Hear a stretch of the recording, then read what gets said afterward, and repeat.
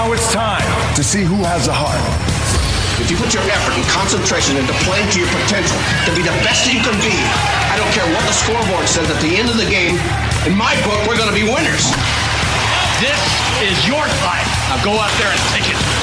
This is a simple game. You throw the ball, you hit the ball, you catch the ball. You got it! Welcome to Applebee's Tailgate Talk. Don't go away. We'll be right back. Come see all your friends at Applebee's in Athens, Highway 72 West, just off I-65. 12 minutes guaranteed or it's free Monday through Friday, 11 a.m. to 3 p.m. 7 items to choose from. Can't make it for lunch? Visit them for happy hour, 3 p.m. to 7 p.m. or late night. Half-price appetizers with beverage purchase, 6 appetizers to choose from. One of your favorite teams is sure to be playing on the big screen, too. See you tomorrow at Applebee's Neighborhood Grill, Highway 72 Athens, just off I-65. Real estate real easy. That's the motto at Innovative Realty Solutions, and providing the highest quality real estate services is their mission. With sound real estate advice, the latest information, and a skilled analysis of the real estate market, Innovative Realty Solutions offers a better home buying and selling experience with a fair, ethical, and, yes, innovative process. Innovative Realty Solutions. Visit them on Facebook, online at innovativerealtysolutions.com, at 100 North Clinton Street in Athens, or call 230-5950. Innovative Realty Solutions. Real estate real easy. When things go wrong, State Farm is here to help life go right. And Agent Michael Howell is the one who can help get things back on track.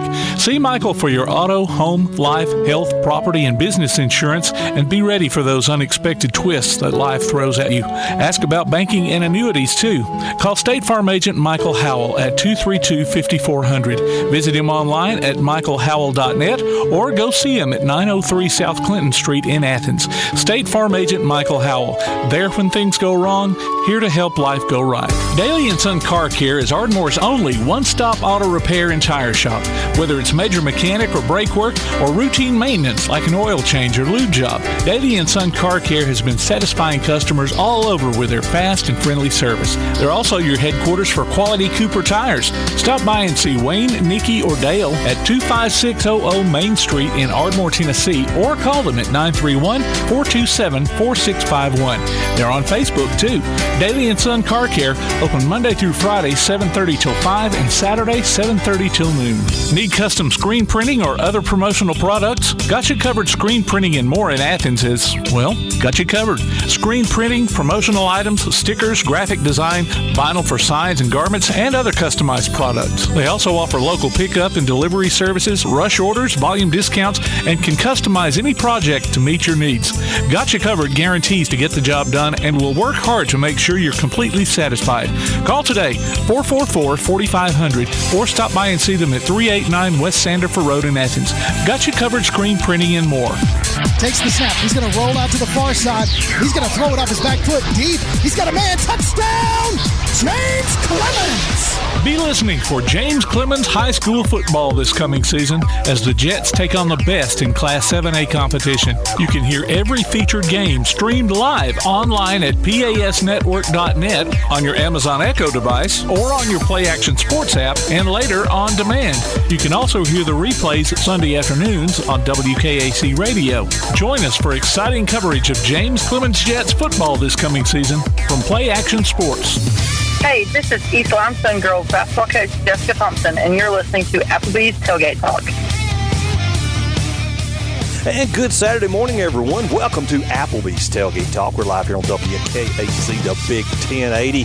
Tom McClung, Old Time Cat here alongside Todd the Bod Tomlin, producer extraordinaire Tim Lambert. We've got Adam 12 Dodson, and Tojo J. Vassar on assignment this morning, and parts unknown. So we got a good show lined up for you. First one, we're going to bring a lot of high school football coaches in.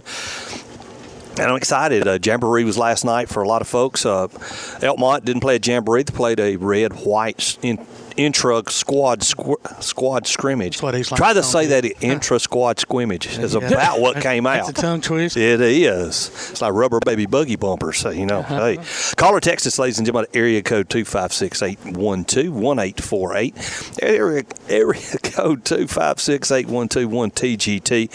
Find our website online at tailgatetalk.net. You can follow our Twitter and Instagram account. I can't say it. It's not just flowing out this morning. Twitter and Instagram accounts this morning at Tailgate Talk AL. Find our Facebook page at Applebee's Tailgate Talk.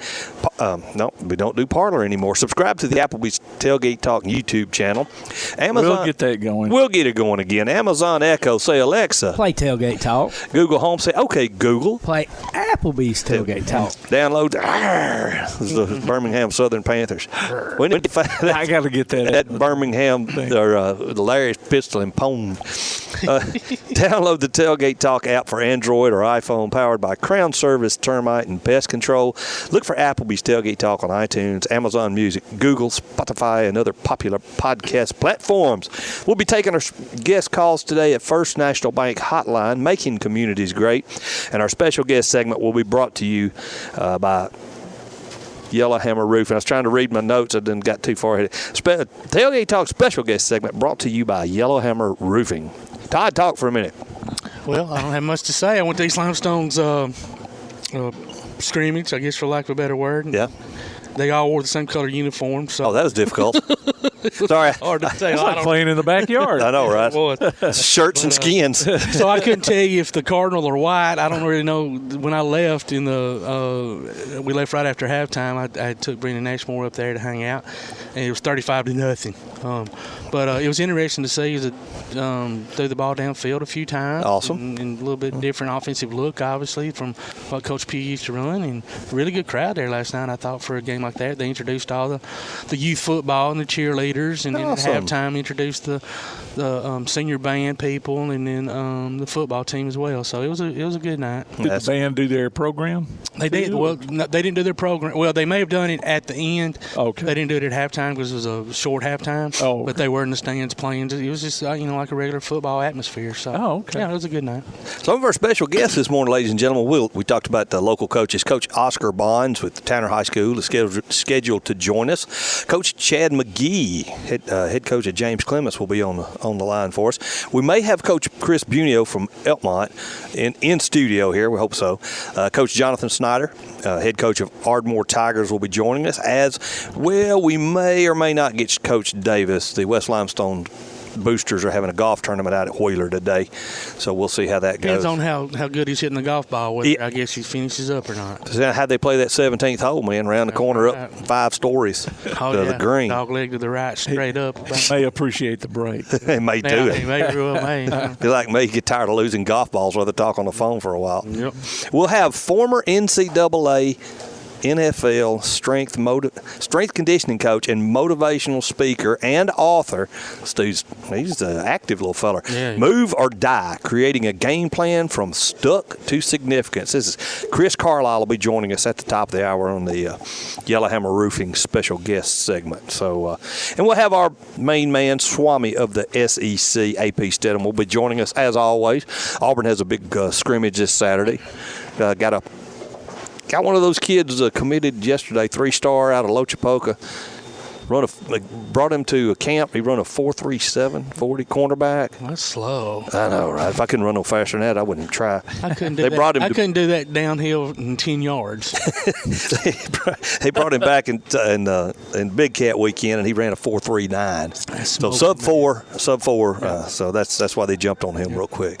Going to put him at cornerback, maybe run some of them fast Alabama receivers. And this is God's honest truth. A lot of times, I'd rather have those 3-star athletes who they're hungry. Yeah. They want to prove themselves. They've obviously got ability, right? Or they weren't even being looked at. So I like those kind of athletes. As an Auburn fan, when Gus was in charge, how many 5-star athletes just turned out to be a flat bust? Well, I mean, I think if you look at it across Never made the board, the field. at any school, whether it be from USC to Texas to wherever, Alabama, there's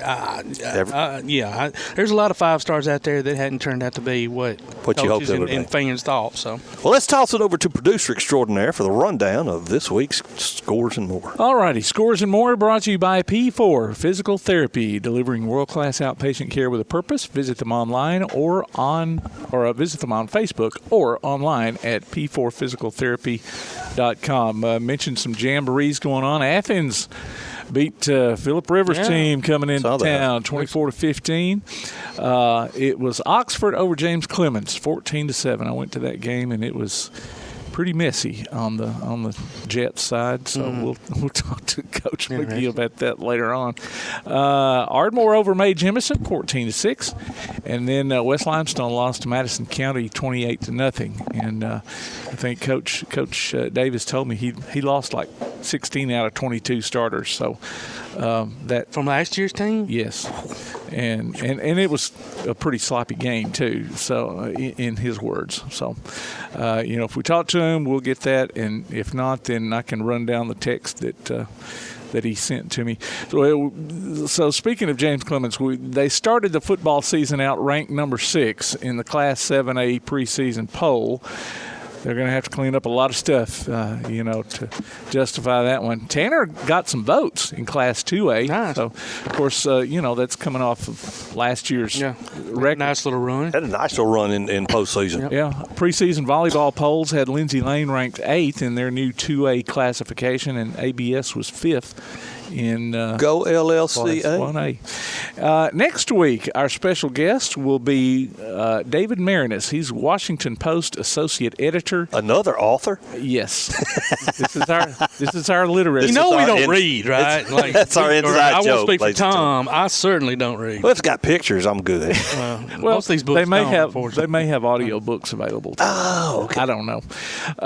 Anyway, he's also author of the book Path Lit by Lightning, The Life of Jim Thorpe. That guy. I remember you talking about him. Yeah, that'll be interesting. Yeah, that ought to be good. He sent me a copy of it,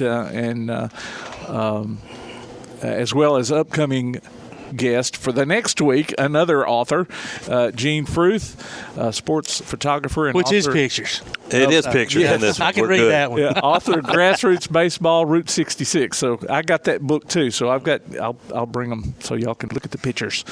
We got one.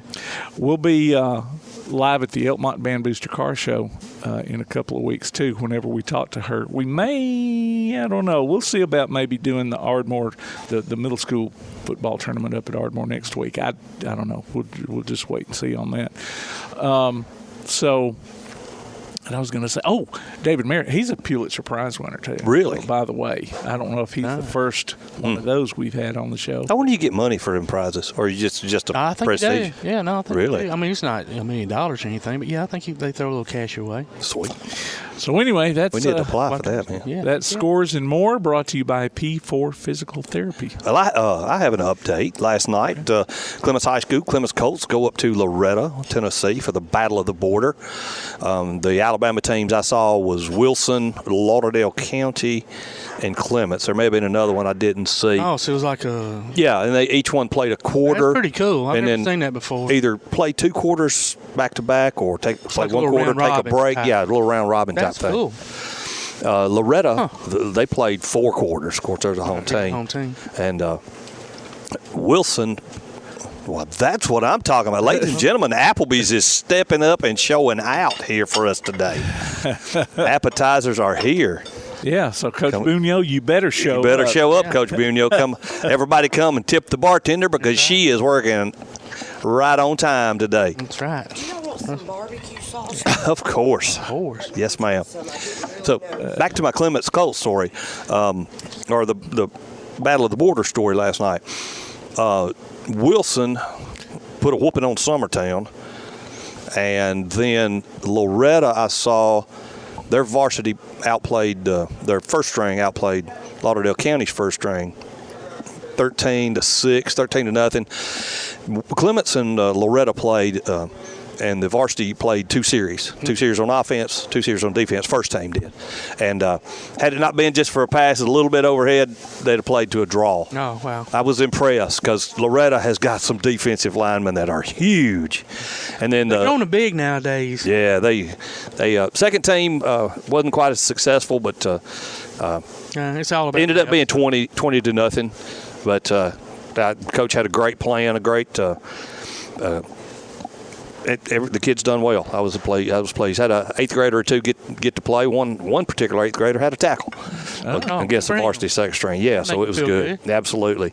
Of course, we don't cover Bob Jones until they play James Clements, but they had a jamboree at Paul Bryant last night. Oh, wow. And 63-14 in a jamboree. Yes, they won. Yes. So I didn't say a lot for Paul. No, I mean that's a jamboree. That means the second string went off. Everybody went off. Well, rooting for James Clemens. I hope it's not saying a whole lot about Bob Jones. Yeah, I mean exactly. That's what I was sitting there thinking. Was like, wow. I imagine most coaches were focusing on fundamental plays, base offenses, and not getting anybody hurt. That's the main thing. I saw some licks last night, and I was like, "Whoa, I don't know if I'd really want my kid to take that out." Yeah, I did too. I wonder if they go to a running clock in some of these jamboree games. They did last night. I was told that the whole game was going to be running clock. First half they did not. Second half they did. It was supposed to be over with at 8, but halftime wasn't even over with till like 7:45. So I was thinking that didn't happen. But second half they did go to running clock. I can tell you it's nice to be back in the stands again watching high school football. Yeah. As a fan/parent, it's great. Yeah. Like I said, I went to the James Clemens, and I had the fan experience last night because you didn't have to set up the equipment, do the work, and that's make sure going to be the last good. time I get to do that this whole season probably. So, and especially in that press box up there, having to lean forward to see the scoreboard and did you bring a nice cushion to sit on, or did you just sit on the bleachers? No. Well, see, I didn't know if maybe I might sit up in the press box, but they didn't really. Oxford had their radio crew up there, so I just sit out in the That's stands, just when you go make yourself at home. You just do, just walk in. I mean, you're Tim Lambert. I mean, you can do what you want to do. No one's going to question it or anything. One side. That's right. Get out of the way. That's right. So. That's good. Well, we still going here, or what you got? No, we'll go to a break. Okay, then. Well, ladies and gentlemen, that's been the end of the first segment. As always, it's so much fun getting to talk to you. We'll be right back after the break. You're listening to Applebee's Tailgate Talk on WKAC, the Big 1080.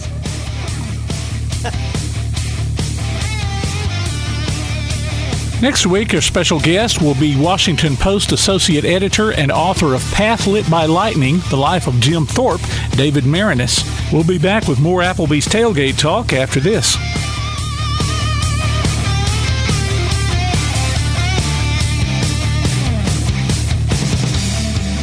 P4 Physical Therapy is a new outpatient provider offering community-based care with a unique partnership model that allows them to consistently deliver world-class outpatient care, emphasizing personalized hands-on treatment.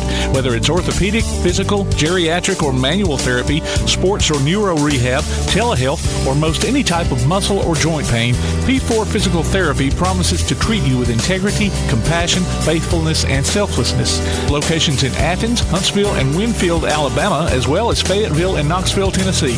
Look for them on Facebook or online at p4physicaltherapy.com.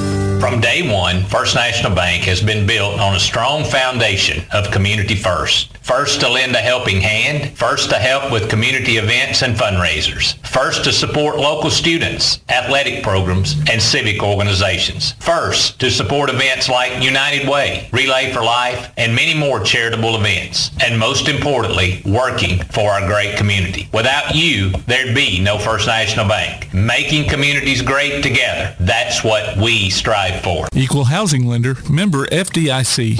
Caution. The temperature isn't the only thing soaring this summer.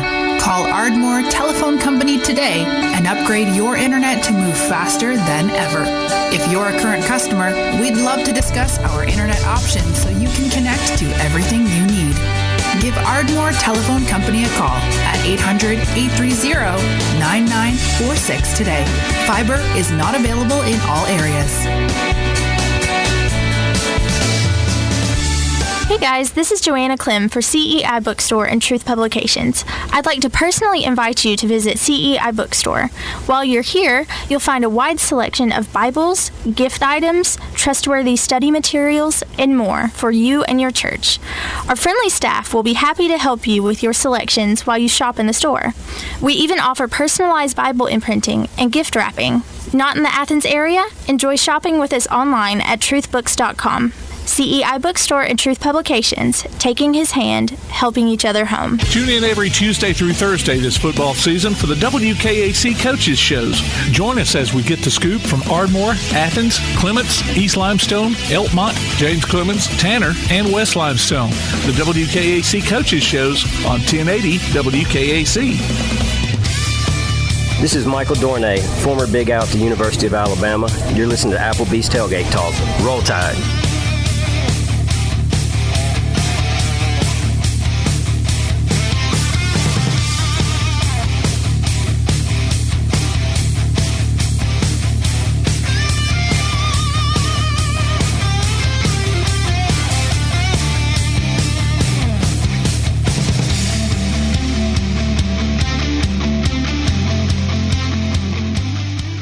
Live here on WKAC, the Big 1080, and on the Tailgate Talk app, streaming worldwide. Tom McClung here, old Tomcat, alongside Todd the Bod Tomlin, producer extraordinaire Tim Lambert, and we've got the head coach of James Clemens Jets, Coach Chad McGehee, on the line. Coach, welcome back to the show. Good morning, guys. Thanks for having me. Man, thank you for joining us, especially on Saturday morning because the time is valuable. Yes, sir. Especially this time of year. So Tim actually went to the game last night and said it was unique. So well, go ahead, Todd. I don't know if the word unique came about, but yeah, no, he didn't. Maybe some things to work on, Coach. Is that your take from last night? Maybe. Well, yeah. I mean, it's a jamboree, so we had an opportunity to put some kids on the field and rotate some guys to get them on film, so we can evaluate these guys. And a lot of guys have not had any playing experience, so it was a good opportunity for us to do it, and that's why you play them. And then, right.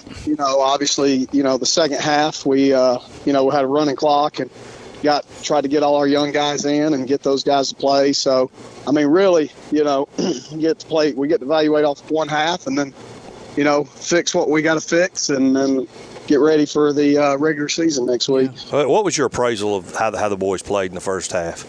We didn't play very well. We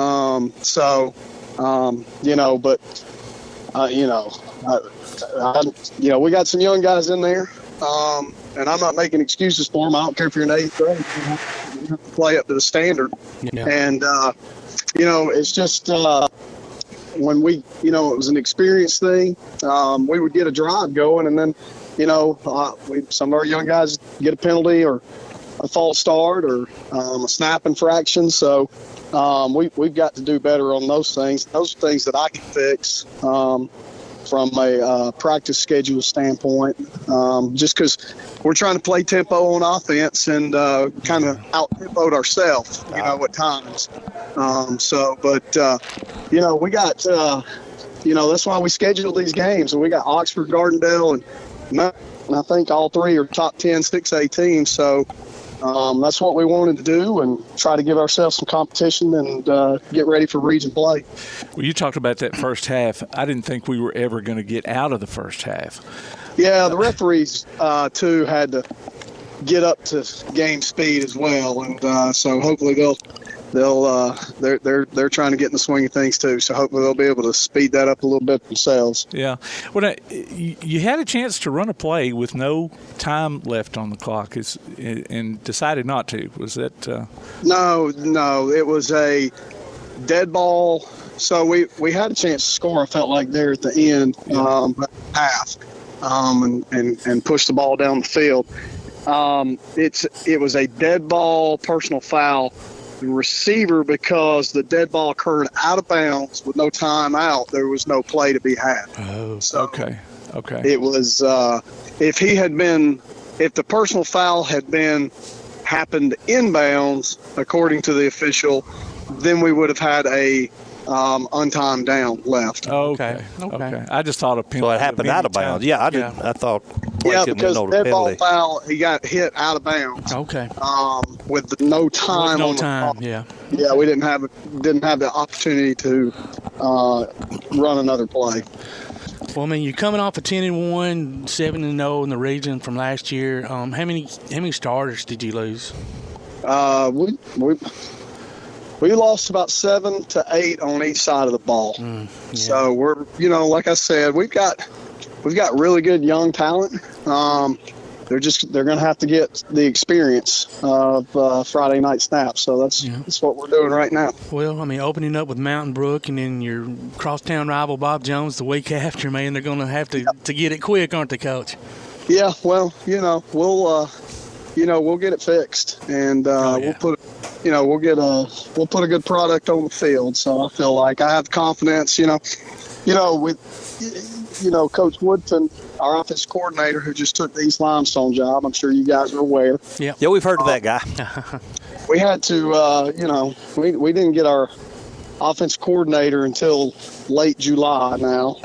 So I feel like we're trying to, maybe push the envelope a little bit too much and try to rush, where we're going to have to slow down and make sure we're getting the stuff put in the right way and executed the right way. So I feel like that was some of the things that we can help the kids with, just because that's when you're working from, the off-season, March, April, May, and you're installing all that time, and then all of a sudden there's a whole change in staff, and especially at the coordinator position. Oh, yeah.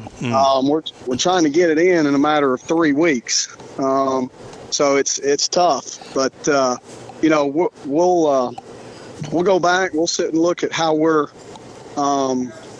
practicing and how we're getting it in. Tempo's great when it's working, but when you're not executing, tempo's not a good thing for you either. Yeah, so you got to execute. Yeah, you're just getting off the field, putting your defense back on quicker. Yeah, and so we're gonna, but we got to make sure that we're getting the kids in the right spot before we can go, super fast NASCAR style.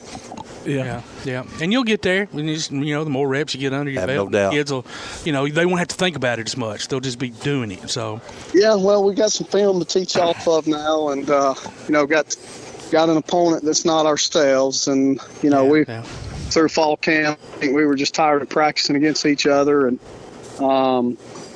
so Oxford, I'm glad we did it. They're a good football team. So Coach Adams does a really good job over there too.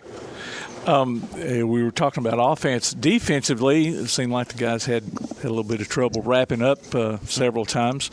But one particular play, I do remember Jamal Mayers. Yes. They had a guy racing toward the end zone, and he did not give up on that play and caught up with a guy. It was, a touchdown delaying play, but he got him, 2 or 3 yard line. And that was a great effort play, and you never know you can win a ball game with that kind of effort. Yes, you can. I always go back to the Alabama Penn State goal line stand. It's not the goal line stand, it's the defensive back that ran the ball carrier down from Penn State before the goal line stand. They gave him a chance to win. So but that was a great effort play. Obviously that was probably one of the more disappointing defensive series, to have them pinned inside the 10-yard line there, and not execute. We had a guy that was right there that could have made the play, and we didn't, and they busted it. So just things that we're going to go back and fix and learn from. I guess second half was pretty much the JV team. We put the twos, Oxford's twos, our twos, and tried to get everybody in there from the JV. Running clock, no special teams. Yeah, your quarterback, he I forget what his name is. Ty Marsh. Tyler Marsh. Yeah, he made some heads up plays. Yeah, his dad is Austin Marsh. I didn't even make the connection. I didn't either. I sure didn't. He's one of the assistant coaches, so I think he's grown up around a little bit of football. A little bit. And I think he's going to be he's the guy in waiting. So, and he's one injury away from being the quarterback. So he's got a lot of savvy. He's got a lot of toughness about him. He got some grit. So guys will follow him. I really like where he's at. And you had who was that, the running back in that half? I can't remember. DJ Williams, Tyler Hudgens, Ron Fortson. Made 2 or 3 good plays there. Maybe it was not the running back. Maybe it was. I don't remember. I'm getting old and can't remember that stuff. Well, AJ Little made some really good catches in the second half. 10th grader, and DJ Williams had some good runs, and so did Deron. And Deron, that's the one I'm thinking about. Yeah. Yeah. So they had that was good to see them, and a lot of times. Those guys are just waiting for the JV season that doesn't start for a few more weeks, and it can be it was a good reward for them to get out there and play a little bit. So, yeah. We put the ball on the ground one time, which is, you don't want to see that, because we work 3 days a week on ball security. But they went out and competed well. I felt like. Yeah, Ty had that early interception, but bounced right back from that too. Yeah, that was an errant throw that he probably wishes he had back. Yeah. Shouldn't have taken it. Yeah. So next week you've got Gardendale. What's the scoop kind of on them? Well, we're not going to have any film. Because they didn't play a spring game and they didn't have a fall jamboree. So, last year, obviously, they went to the third round to the quarterfinals. They'll be in the top 10. They're really athletic. Quarterback's back. He's a tremendous athlete. Uh-oh. We lost him. That's a big beat. Yeah, there we go. Let's see if I can get him back. Live radio. And since it is live radio, I won't let the air go dead here. But yeah, so far that's last night was a little frustrating for Coach. And then, but we got. Hello. There he is. There you go. You guys hung up on me. We just got the beep. We got the beep. Sometimes we just get the beep. I got you. So Gardendale, and we'll be out there to cover that game too. By the way, that'll be our first game of the season. Okay, so it's not the first game of the season. We'll be Tanner on Thursday, and then you guys on Friday. Okay. So it's not at Gardendale. No, it's at James Clemens. No, okay, it'll be at Madison City Stadium. City Stadium. Well, Coach, thank you so much for joining us, man. We appreciate it. Last night's a little frustrating, but thanks for joining us. And I'm sure you're ready to get back into practice and start eliminating some of the stuff that frustrated you last night. Yep, we're gonna get it fixed. We're gonna go to work. So, but thank you guys for having me on this morning. All right, Coach. Thank you for joining us. All right, y'all have a good day. You too, buddy. Ladies and gentlemen, Coach Chad McGehee, head coach of James Clemens Jets. And it's time to take a break. You're listening to Applebee's Tailgate Talk on WKAC, the Big 1080. Enter your nominations for the Applebee's Athlete of the Week at tailgatetalk.net.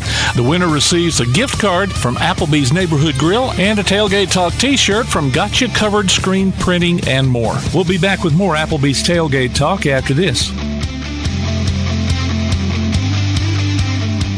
Limestone Drug, located on the square in downtown Athens, is your local Health Mart pharmacy. As your local Health Mart pharmacy, Limestone Drug is locally owned and has a personal commitment to the community. Limestone Drug honors prescription drug plans, including Medicare. They accept flex spending cards and fill prescriptions in minutes, not hours. Limestone Drug knows there's nothing more important than your family's well-being. So shop Limestone Drug at 200 West Market Street in Athens, your local Health Mart pharmacy. Limestone Drug, caring for you and about you. Your roof is the first line of defense for your home. Do you have water stains on your ceiling? Paint peeling off your walls? Shingles missing? It's probably time for you to get your free roof inspection. Locally owned and operated, licensed and insured, Yellowhammer Roofing is the Yellowhammer State hometown team. Yellowhammer Roofing. Let our family protect what's most important to you, your family. 256-232-1933 or online at yellowhammerroofing.com. Quality Vinyl is on on your side. Quality Vinyl in Athens has been in business since 1987, offering great prices and service the whole time. What has changed is the technology of their products. From vinyl siding and shutters, sunrooms and screen rooms, to doors, windows, columns, and rails. Quality Vinyl, located on the corner of Highway 72 and Reed Road in Athens, just 6 miles west of I-65. Call 232-2665 or visit them online at qualityvinyl.net. Quality Vinyl is on your side. Customers agree. There's just something about Scooter's Coffee. Since 1998, their mission has been to keep folks happy by helping them scoot in and scoot out quickly while roasting their coffee from the top 10% of specialty beans in the world. Choose from hot drinks like their Caramelicious and Honey Vanilla Latte to cold offerings like the Strawberry Acai Quencher and Iced Mocha. They've also got smoothies, teas, and blenders. You'll agree, too. There's just something about Scooter's Coffee. Amazing people, amazing drinks, amazingly fast. Scooter's Coffee, 547 Highway 72 West in Athens at Town Center. Scooter's Coffee. Applebee's Tailgate Talk wants to recognize our local athletes, and you can help. Go to tailgatetalk.net throughout the school year to vote for the Applebee's Neighborhood Athlete of the Week. The winner will receive a gift card from Applebee's Neighborhood Grill and a t-shirt from Gotcha Covered Screen Printing and more. Submit your own nominations for future polls, too. While you're there, check out the Tailgate Talk archives and see what you might have missed. That's the Applebee's Neighborhood Athlete of the Week. Cast your vote today from Applebee's Neighborhood Grill and Tailgate Talk. Hey, I'm Cody Gross. I'm the head football coach at Athens High School, and you're listening to Applebee's Tailgate Talk. And welcome back to Applebee's Tailgate Talk, ladies and gentlemen. Tom McClung, old Tomcat here alongside Todd the Bod Tomlin. Tojo jumped in my head there. That's usually the order I got on it. Anything. Tojo is in, he's on special assignment, parts unknown. Producer extraordinaire Tim Lambert. I'm Tom McClung, old Tomcat here. We're kind of in a little bit of a talk about what we want to section. That's right. Did y'all see that video and it got posted everywhere of the Little League kid? Little League kid. Oh, yeah. That was a great story. It was a good story. And that, ladies and gentlemen, is why you have batting helmets. I would have charged the man and smacked the crap out of him. Everybody's different. Some kids have sportsmanship, some don't. I'd have been, that's right, you better be crying because after this game, it's on, son. Hit me with a baseball, why don't you? So for you folks that might not know what's going on here, what we're talking about, this Little League pitcher hits the batter, and it looks, whenever you first look at it, it looked like it wasn't in a good place. Yeah, it looked like it looked worse than what it was. The ball bounced off the rim of the batting helmet and went off the earpiece, so it actually never hit the kid flush in the face. But it looked bad. Yeah, and he went down for a while, and then of course he got back up and took his base. Well, the pitcher's out there and he's all upset and. He was crying. He was crying on the mound, and nobody goes out there. I know. I thought it was weird that the coaches didn't go out there his coach, teammate, but this kid that gets walked from first base tosses his helmet off, and he runs over there to the mound and hugs him and says, man, it's okay. Yeah, and you know what? And listen, and that was wonderful. But I also thought, and I think a lot of, and I saw it on multiple news stories, I don't think they gave the pitcher enough credit. He was really upset that he might have hurt the kid. Another kid. And for him to have that emotion, I mean, it was awesome that young man came across and consoled him. Mm-hmm. But I thought it was just as awesome that kid had that was so emotional that he thought he had hurt somebody, that he was in tears about it. But it was wonderful. It's a beautiful moment when everybody comes out to the mound. But it's like, no, y'all forget it now. Y'all wait. I cannot believe the coaching staff didn't come out. They're like 12 years old, so I didn't expect the shortstop to really kind of walk over. But maturity at that kind of stuff. You don't usually it's reserved for your catcher. Right, you're right. Yeah, catcher pitcher usually has that kind of relationship. But for those who don't know, the Little League World Series is wide open right now. They're going through qualifications to get to. So let me ask y'all this, because obviously it's changed radically from what it was from when we were growing up. And it did because the Asian teams were just killing us. They brought 16-year-olds over, man. And they didn't have to provide a birth certificate. Well, I mean, they're still participating, right? Yeah. I mean, it's just they have them on one side and then the American team's on the other side. Mm-hmm. So I don't know. It's just yeah, the Asian teams won consistently until they Taiwan was smoking us every year. Chinese Taipei was awesome. Yeah. It's kind of like the USSR women's team. Yeah. The Olympics back in the day. Yeah. All those hairy women with muscles. Yeah. Oh, no, we're not taking any testosterone. Are you kidding me? Was that in movie Dodgeball? Yeah. Get that one eyebrow, hairy arm.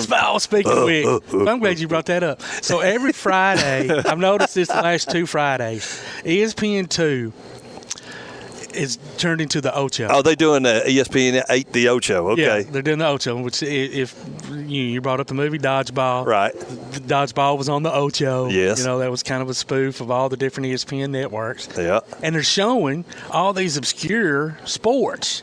Every Friday. Obscure Sports Quarterly. I get the magazine every month. There we go. And it's some of them I've never even heard of. Last week was wiffle ball. And it was, did you see? Oh, it was awesome. That ball broke 4 foot, man. Yeah, and I had never seen well, first of all, I didn't know there was professional wiffle ball. But the field, did you see the layout of the field? It's like a V, starts out at home plate narrow, and then just kind of V's out. So it's not very wide. You have one pitcher and one fielder. I think is okay. Maybe two fielders. You have one pitcher, 2 fielders. One kind of covers the outfield. One's kind of covering first base, I guess, in case there's a dribbler and you can throw it over. But anyway.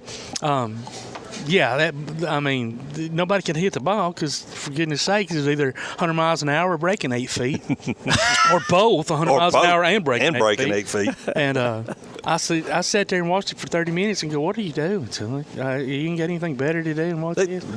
Remember right, one ball goes down, curves back up to the left, and then corkscrew. It's just a corkscrew, right? It's crazy. And I don't even know. I mean, the mound's not that far away. I don't know how many feet it is, but it's not that far. But, yeah, those guys, I mean, anytime and I get tickled. There's a show called The Goldbergs, and Barry Goldberg, he thought he was going to win Athlete of the Year or something, and obviously he was not going to win because he wasn't an athlete. That's a hilarious show, by the way. It is a hilarious show.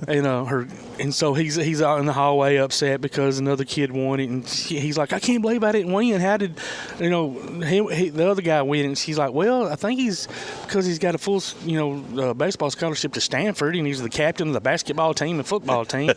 He's like, well, I'm all pro at wiffle ball. And she's like, yeah, the only place that you can buy your equipment at a pharmacy. Exactly. I'm watching some of the clips of the Jets and the Eagles from last night, and from what I read Blankenship led the team with 8 tackles. I should say 7 or 8 or 9, somewhere around there. Yeah, good for Reed, man. I didn't see it live, but I didn't either. I saw the family posts. Yeah, that's what I. Somebody took a vicious hit in that game last night. It might have been Jalen. I don't know if it was Hurts or what. Yeah. Well, it showed one that he got hit out of bounds. Oh, okay. And the coach is like, "What in the world? Wow. No call, really?" And those the words that he used, I could read his lips, but still. I've already seen some. It's going to be interesting. I don't know if the rules changed. I don't think they changed as far as like pass interference and stuff. But just flipping channels, catching a preseason game here or there. I'm not really that interested in preseason football because starters aren't really playing. But I saw 2 different games where the ball actually hit the defender corner in the back of the helmet because they were like basically face guard and they had no idea the ball was even in there. Right. And it was not called pass interference. When years past, that'd have been automatic. Mm-hmm. Because you got to turn around and make a play on the ball. Right. Or you used to. So I don't know. I don't know if they've changed some of the rules, and who knows? The NFL does some wacky stuff, and I understand you got to protect people from injury or major injury, I guess. But man, they've gotten it a little too far. I saw a post where talking about a penalty being thrown because for roughing the passer because he didn't lay a pillow down for the quarterback to land on. Oh yeah, it's the truth. It's the truth. I don't know. I'm just ready for some NCAA football. It's coming up soon, I love dude. high school. Coming up soon. Pro too, but yep. The college football is just right around the corner, man. I think August 26th, I believe, is the first game. I don't even remember. I saw it advertised. It seemed like it's a big, like Texas maybe, and somebody. Could be. I don't remember, but we'll be glued to the telly, I'm sure. Yep. All right, ladies and gentlemen, it's time to take a break. The Skull session is over with. You're listening to Applebee's Tailgate Talk on WKAC. Go to your Amazon Echo and say Play Tailgate Talk, or your Google Home device and say Play Applebee's Tailgate Talk, and hear the show in crystal clear quality. We'll be back with more Tailgate Talk after this. From day one, First National Bank has been built on a strong foundation of community first. First to lend a helping hand, first to help with community events and fundraisers, first to support local students, athletic programs, and civic organizations, first to support events like United Way, Relay for Life, and many more charitable events, and most importantly, working for our great community. Without you, there'd be no First National Bank. Making communities great together, that's what we strive for. Equal housing lender, member FDIC. When things go wrong, State Farm is here to help life go right. And Agent Michael Howell is the one who can help get things back on track. See Michael for your auto, home, life, health, property, and business insurance, and be ready for those unexpected twists that life throws at you. Ask about banking and annuities, too. Call State Farm Agent Michael Howell at 232-5400. Visit him online at michaelhowell.net or go see him at 903 South Clinton Street in Athens. State Farm Agent Michael Howell. There when things go wrong, here to help life go right. Real estate, real easy. That's the motto at Innovative Realty Solutions, and providing the highest quality real estate services is their mission. With sound real estate advice, the latest information, and a skilled analysis of the real estate market, Innovative Realty Solutions offers a better home buying and selling experience with a fair, ethical, and, yes, innovative process. Innovative Realty Solutions. Visit them on Facebook, online at innovativerealtysolutions.com, at 100 North Clinton Street in Athens, or call 230-5950. Innovative Realty Solutions. Real estate, real easy. The reviews are in for Box Drop Mattress in Ardmore, and they're awesome. Just like the store. Box Drop in Ardmore has mattresses made in the USA at huge discounts. Plus, they offer flexible payment options and no credit is needed. And they'll deliver right to your door. Box Drop, located at 26561 Main Street in Ardmore. Open Tuesday through Friday, 4:30 to 6:30, and Saturday from noon till 4. Appointments also available by calling 321-8888. Box Drop in Ardmore, 321-8888. Keep up with Athens and Limestone County sports with a Play Action Sports Report. Look for it every Wednesday on your favorite podcast platform. The Play Action Sports Report. Scores, interviews, highlights, and more from school, youth, and amateur sports in Athens and Limestone County. The Play Action Sports Report every Wednesday on your favorite podcast platform or online at pasnetwork.net. Hey, this is Jared McIntyre, former wide receiver for the Auburn Tigers, and you're listening to Applebee's Tailgate Talk.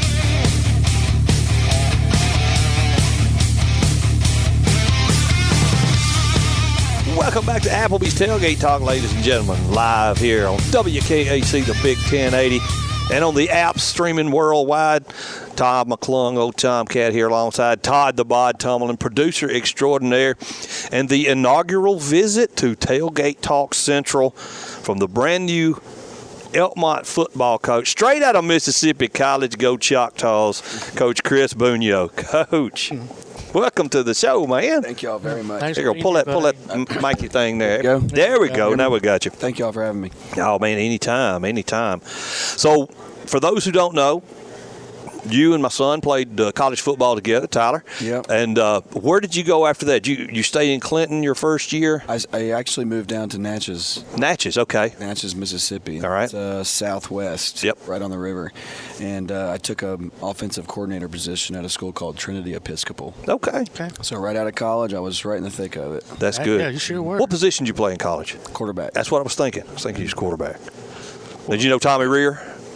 Yes. Yes. Yes. I got to play behind him, and he was a good guy to kind of learn from, and model after, because he was also a really good guy. You know? I mean, he was a good character guy, integrity. Oh, yeah. Discipline, and just a good leader. So I'm glad I was able to play under. He had some wheels on him, too. He didn't get to showcase that much in high school, in college, but in high school he had some good wheels on him. Okay, back to Coach Bunio. So all this time you've been a head coach before, and you were assistant before you were hired at Elkmont. What got you wanting to come back from assistant coach to be a head coach again? Well, when my wife and I are originally from Birmingham, and most of my coaching career has been over in Mississippi and Louisiana, and so eventually we wanted to come back to Alabama at some point. It just had to be the right move. And a couple years ago, I was offered a OC position at Haleyville for my former high school football coach, Chris Musso, and so that was pretty special. And that was kind of something that I couldn't turn down, because there's not many times you get to go work for your old coach. Yeah, absolutely. Right. And so and we saw that as an opportunity to get back to Alabama, closer to family. My parents and brothers still live in Alabama, so does my wife's. So we made that move over, and spent a year there, then tried to move closer to family in Birmingham, which we did, where I coached at Chelsea High School last year. And then, my wife, and I've always wanted to get back to being a head coach. It's just had to be for the right spot. You don't want to just take over any program. You want to take over the right program. And right. So Elkmont was that program that I wanted to take over. Well, Elkmont's full of family. Not the former coach, but the coach before him was my third cousin, Coach Wales. And Elkmont's a good community, tight community. Great community. I'm sure you've already found that out. And, big crowd last night. And you obviously aren't scared of a challenge. Nope. Coming off of 0-11 and 0-6 in the region season last year. And you you obviously knew what you were getting into. And the last few years, Elkmont just hadn't been blessed with, a lot of talent, but numbers, either. That's right. Yeah. And hopefully, maybe there's some, I don't know. And you being new, you're still learning all these different kids that are in the school, but. Has any other coaches told you there might be a few athletes walking the hallway that haven't been participating? Yeah, of course. There's probably at least 10 guys in that school that should be playing football that aren't. And it is so hard nowadays to get them to commit, isn't it? I didn't start at Elkmont until the middle of June, and so I wasn't. Oh, you were. So you were behind. Yeah, I was behind the 8-ball, and so I didn't really get to show face in front of a lot of the kids. It kind of just came down to me making phone calls and house visits on trying to get some kids to come out for the team. But at the same time, I'm not going to beg anybody to play, because you know what kind of attitude and effort you're going to get out of a kid. Yeah, I agree. When you got to kind of beg them. Yeah, they got to want to be there. They got to want to be there. It's a commitment. Football is the toughest sport at any school, and so I wanted to just coach guys that wanted to be there, and we put a deadline in place on whether guys could join the team or not, and we cut off the deadline a couple weeks ago, and so we're just going to roll with what we got. The kids that we have, they're hardworking, they're respectful, they're just inexperienced. We returned 3 starters from last year. Wow. And all those were young, I imagine. Yeah. I don't remember hardly any the 3 starters that I'm thinking of is Cole Holt, who played receiver, who's now our quarterback. Hunter Fielding. Yep, I know his mom. Who plays center, and he hurt his knee in the middle. Oh no! Middle of last season. Oh, last season. Okay, not last night. He didn't. I don't think he finished last year. And then Nick Chambliss. Played a good bit last year, and he'll play for us. And so we're just so inexperienced, and it's just frustrating, trying to get these kids to play at a high level. But at the same time, you have to understand that they just don't get it yet. They don't have the game reps and the live reps that you need them to have. And that comes with experience. And that comes with experience. And so something you can't buy. No. Got to be learned. Can't create it. You just got to have it. Last night we had our red and white scrimmage, and golly, we have a long way to go. We have a long way to go. You being a former OC, are you going to call the plays this year, or do you have an over? Okay. Yes. Which I would assume you would have. Mm-hmm. So, are you going to be able to do what you like to do? Like, do you like to run an offense, or because you have to be able to adapt to whatever athletes you have on the field. Are you going to have to change a lot of what you do? Yeah, you gotta utilize your strengths. I mean, there's a system and program that I have for offense, and what you got to just figure out is who can run with the football, who can catch, and where can you put guys in space that is going to put them in the best position to have some success. And so that's what we've been doing for the last 7 weeks since I've been here, trying to figure out, what we can do to hide our weaknesses and to show our strengths. And so I think we're getting to that point. We got our game in 5 days from now, and so last night was a good showing for us in terms of figuring out what we are good at. And so I think hopefully by Thursday we'll know what we need to do. Yeah. It's and I assume you're going to have a lot, if not most, kids playing both ways and special teams. And and that's in between. That's when I first got there. That's a lot of I kept hearing that from a lot of people. How last year they had a lot of guys going both ways and then playing all 4 quarters and then injuries and you can't have a sustainable program doing that. No. And so, but do you have the numbers to not be able to do that? Exactly. And so from the first day, I told the coaches and players, look, we're going to try to build a long-term, consistent, successful program. And in order for us to do that, we're going to have to put some guys in place that they may not be the best player talent-wise, but long-term, 4 quarters a game, 10 games a season, and then going forward in terms of experience and reps, that's going to be our best bet with everybody getting involved. And so right now, we only got 3 or 4 two-way guys. Now, do we have the best 11 on the field at one time?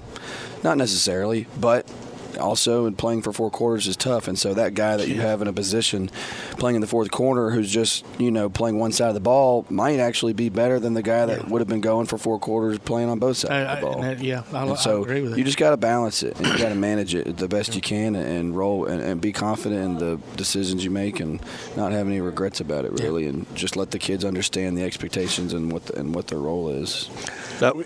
Go ahead, Tim. Well, I was going to say, you had to kind of put a call out for assistant coaches too this year too, didn't you? Not only players, but you had to. Do you have I saw some posts. Do you have a full staff now? Yeah, we do. Fortunately, 3 of the coaches from last year's staff are back on this year's staff, and that's Coach Smith, Coach Lovren, and Coach Chambliss. And then I brought on 2 guys. One was Coach Meadows from over at Clemens. That's right, Coach Meadows came over. Yep, and then Coach Black from over at Brooks High School. So yeah, we got a staff. We're good to go. So no problem with that. So how many times have you been asked, are you going to beat Ardmore? A few times, man. But I'm glad. I like playing teams like that. I mean, it's you not only is it a rival game, but you're playing a bigger school. And so that's a big opportunity. What makes you better? Yeah, that's a fun opportunity for a team like us if we can go out and compete and beat a team that size. And so we look forward to games like that. Now, your dad was a high school coach, if I'm not mistaken. Well, he coached me all the way from 3 years old until I started middle school ball. Yeah. He was one of those dads. He coached me in baseball and basketball, and I kind of rolled with football. Maybe I don't know why that happened the way it did, but no, my dad was a great coach. He was able to always get the best out of me and the players, and he was one of those dads that would get you up at 5 or 6 a.m. and take you to the batting cage and then roll to the basketball court and go to practice. And so he was always demanding the best from me. And you got stuck with football. And I got stuck. And, it's weird. Yeah, I don't know how that happened, but I think football was just the sport that I fell in love with the most. And well, that was me with Tyler when he was young. It was baseball. He ended up with football and played some basketball in high school as well. Yeah. Well, so, I get it. Get it. So, and my dad was an awesome coach. He coached me and my 2 brothers, actually, in baseball and basketball. And so I got to learn a lot from him in terms of how to do things, and not just in X's and O's, but more like, building relationships with players and putting expectations, out there and making sure that players are living up to those standards. Yeah. And that's what you got to do, because, I mean, first of all, the relationship part's so important, because if the kids aren't trusting you and believing in you, then they're not going to do the other things that you need them to do. So Yeah, the trust thing is a problem right now at Elkmont. I'm the third head coach in 3 years. 3 years. And, I try to tell the kids, I have to be hard on them, but I try to tell them, look, you can't worry about the past. You can't think about the past. This is a new team, new era, new identity. You got to just buy in. You just have to trust me. I'm not gonna let you down. I'm not gonna give up on you. And so we got to come together. And if we're gonna be successful, we got to come together and do it together. Well, your first game, yes, is in 5 days. Who is it? Sheffield. Sheffield. Yes, sir. And so, what are you got anything to look at them? Yeah, we actually got to play Sheffield twice over the summer in 7-on-7s.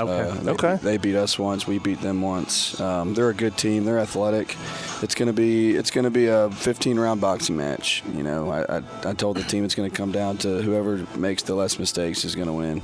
If we can control the ball, control the clock, not make many errors and mistakes in terms of penalties and stuff like that, I think we should be able to beat them. But with their athleticism, as long as we can limit their big plays, any kind of deep balls or broken jet sweep, stuff like that, we have a chance. Yeah. It's at home? It's at home. Yeah, I was going to ask you, is that the Boss or over in Sherfield? You're talking about the 15-round boxing match, the Thriller on the Hilla. The Thriller on the Hilla. I love it. I love it. And I love that aspect of ball control, and because that is important, man, especially in high school football. If the other team doesn't have the ball, they certainly can't score. And so if you can eliminate those silly penalties, 5 yards here or there, especially if you got a good drive going and can keep your offense on the field, then you're always going to have a chance. Yeah, the first game is always the sloppiest for everybody. Oh yeah, and, nerves and everything. Kids cramping and stuff like that. So if we can just control it, we'll be okay. Yeah. Absolutely, Coach. We want to see you again soon. Yeah. And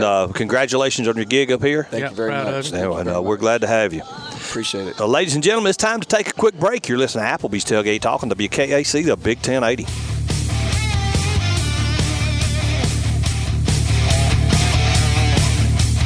Quality Vinyl is on your side. Quality Vinyl in Athens has been in business since 1987, offering great prices and service the whole time.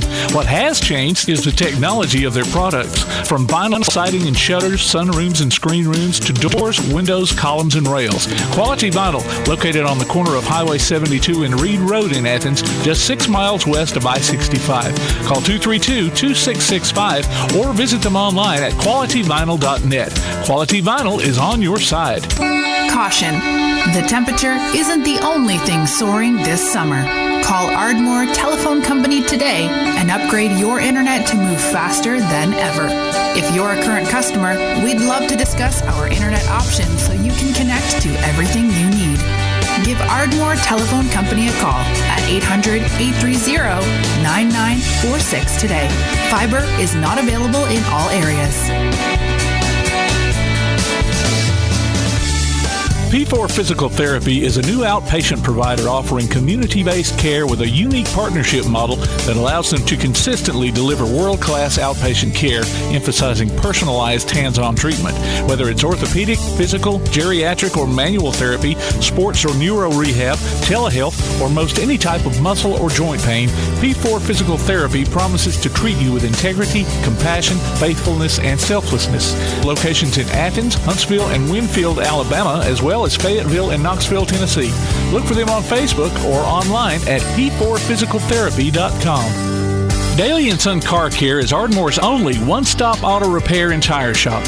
Whether it's major mechanic or brake work or routine maintenance like an oil change or lube job, Daly & Son Car Care has been satisfying customers all over with their fast and friendly service. They're also your headquarters for quality Cooper tires. Stop by and see Wayne, Nikki, or Dale at 25600 Main Street in Ardmore, Tennessee, or call them at 931-427-4651. They're on Facebook, too. Daly & Son Car Care, open Monday through Friday, 7:30 till 5, and Saturday, 7:30 till noon. WKAC is the official radio station of Athens High football.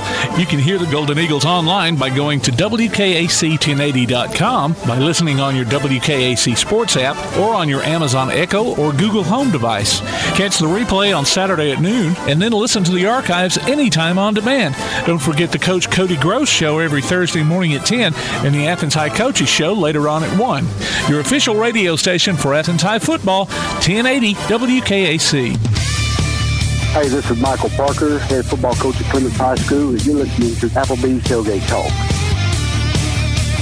Welcome back to Applebee's Tailgate Talk, ladies and gentlemen. Tom McClung here, old Tomcat, alongside Todd the Bod Tomlin, and producer extraordinaire Tim Lambert.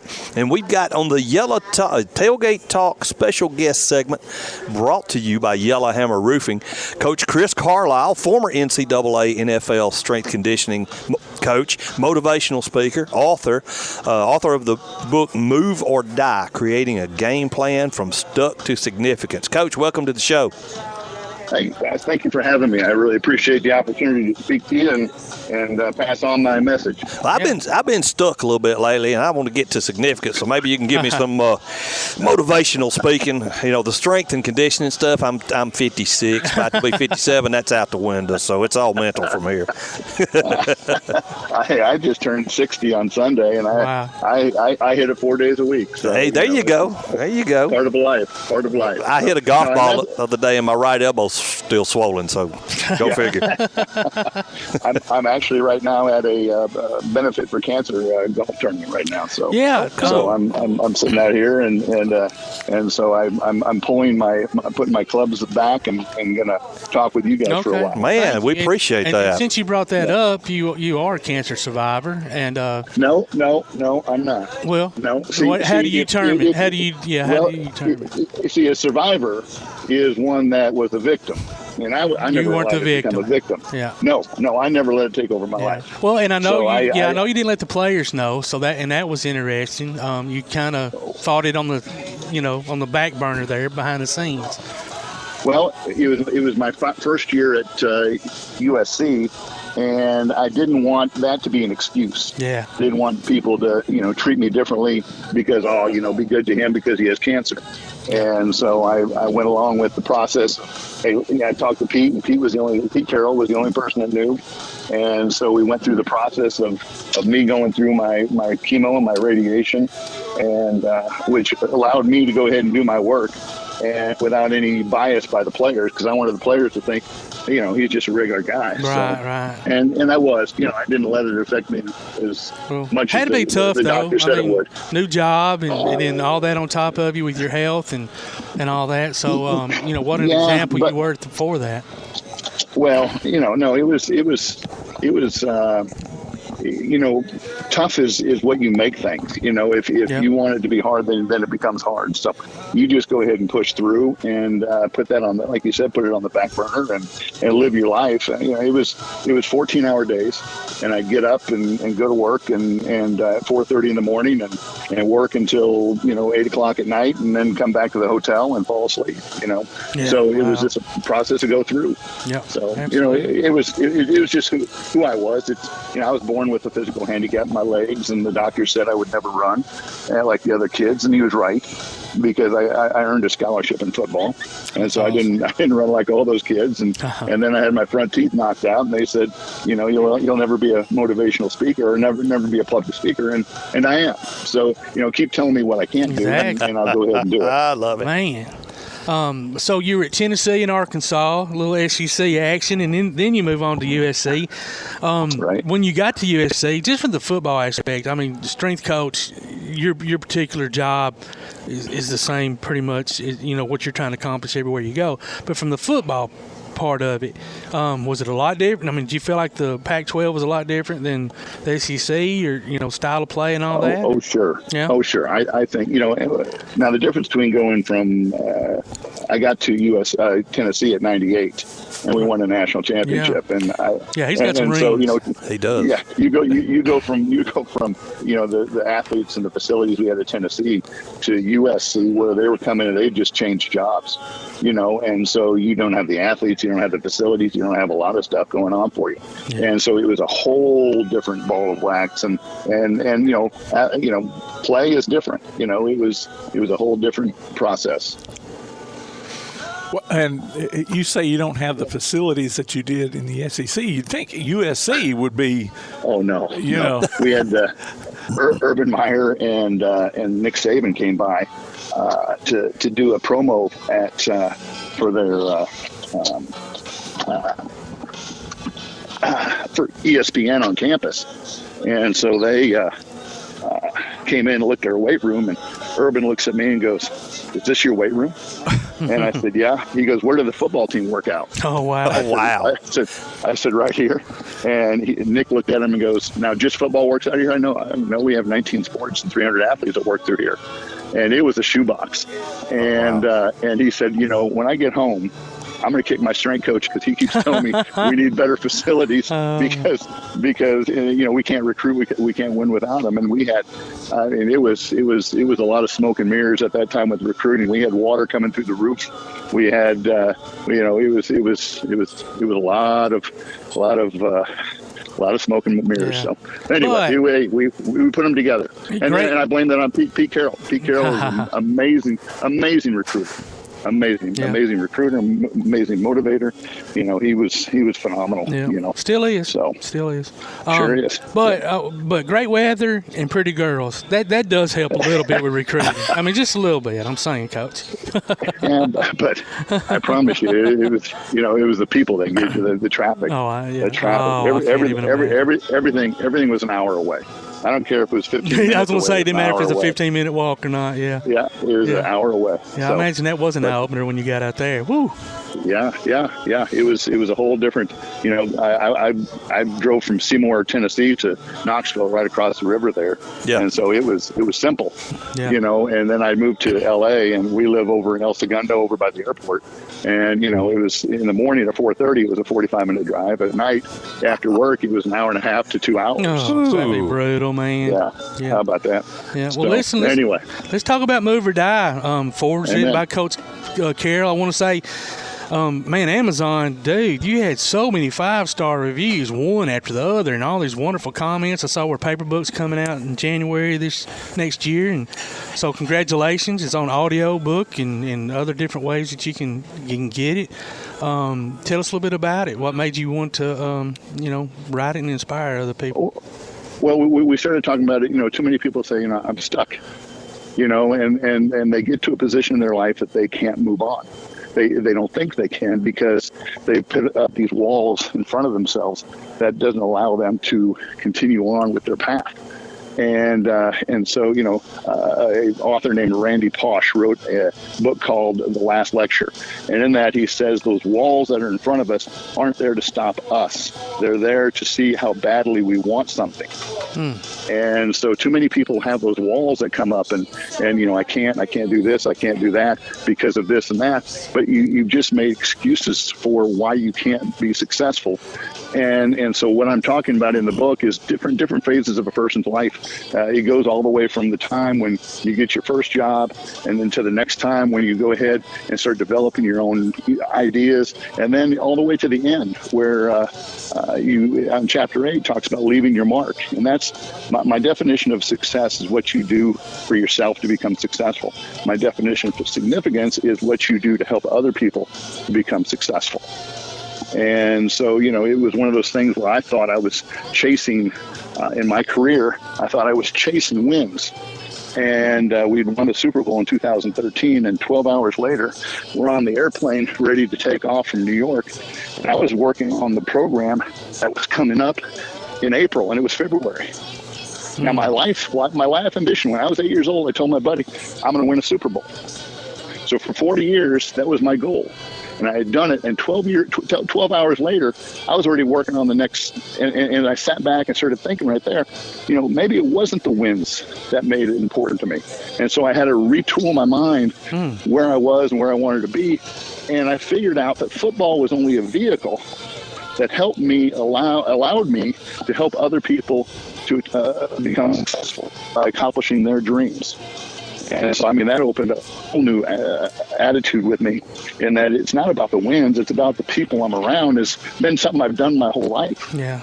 Well, help people to get better. As a strength coach, you're a friend, you're a psychologist probably to some degree. Sure. You've got all these different hats to help these players succeed. So, you already had a good base for all that to begin with. Well, the strength coach is with the athletes more than any coach. Because in college, when back in we call it the Jurassic era, when dinosaurs like me roamed the world, we were the only ones. the football coaches couldn't talk to the athletes, even be around them in June and July. Yeah. And so they would do all their camps in June, and then July, the coaches were out of the house. And so for 8 weeks, they were with us. And then in the winter, the coaches were all out recruiting. So, it was just the strength coaches. That was our opportunity to do stuff. And so, that you become that. You become that person who is with them every day for 2 hours every single day. And, nobody sees what we do, but what we do is seen on the field in the fall. Absolutely. Well, now, you talk about walls. What's the difference between being pessimistic and being realistic?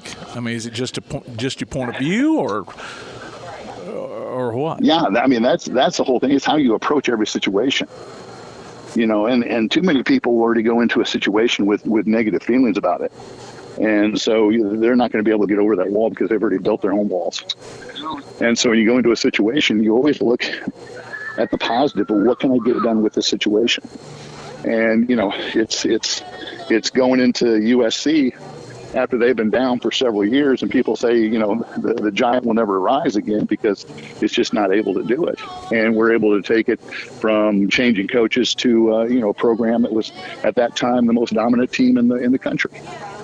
And so, you couldn't walk in there and say, well, let's just try to get 500. And so it's all about setting your own expectations. And if you always look ahead and be positive about what we're doing, there's always an opportunity to be successful. Yeah. And you yourself, you were at Seattle, now you're not. And so, you had to do some retooling.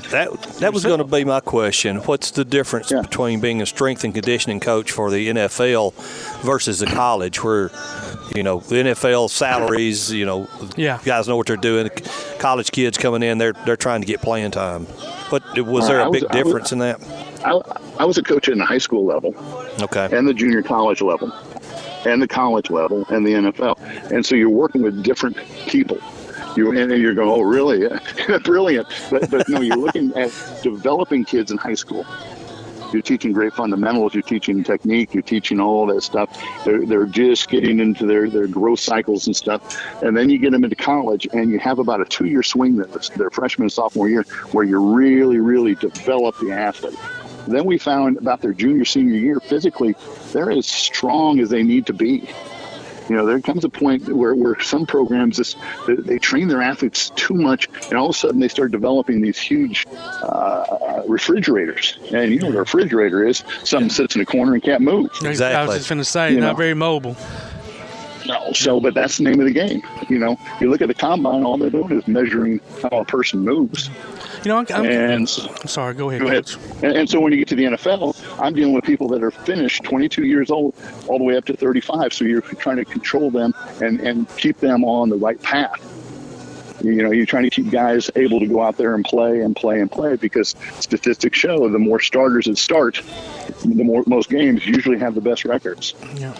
So it goes from developing to building to training to going ahead and maintaining. Maintaining, absolutely. So I've got this theory, Coach, and then you're going to poo-poo all over it, and that's fine because I'm it's just a dumb theory I've got. But through the years, obviously training and nutrition and all that is just blown up, right? These athletes have better opportunities now to be in the best shape of their lives. But at the same time, we see so many non-contact injuries.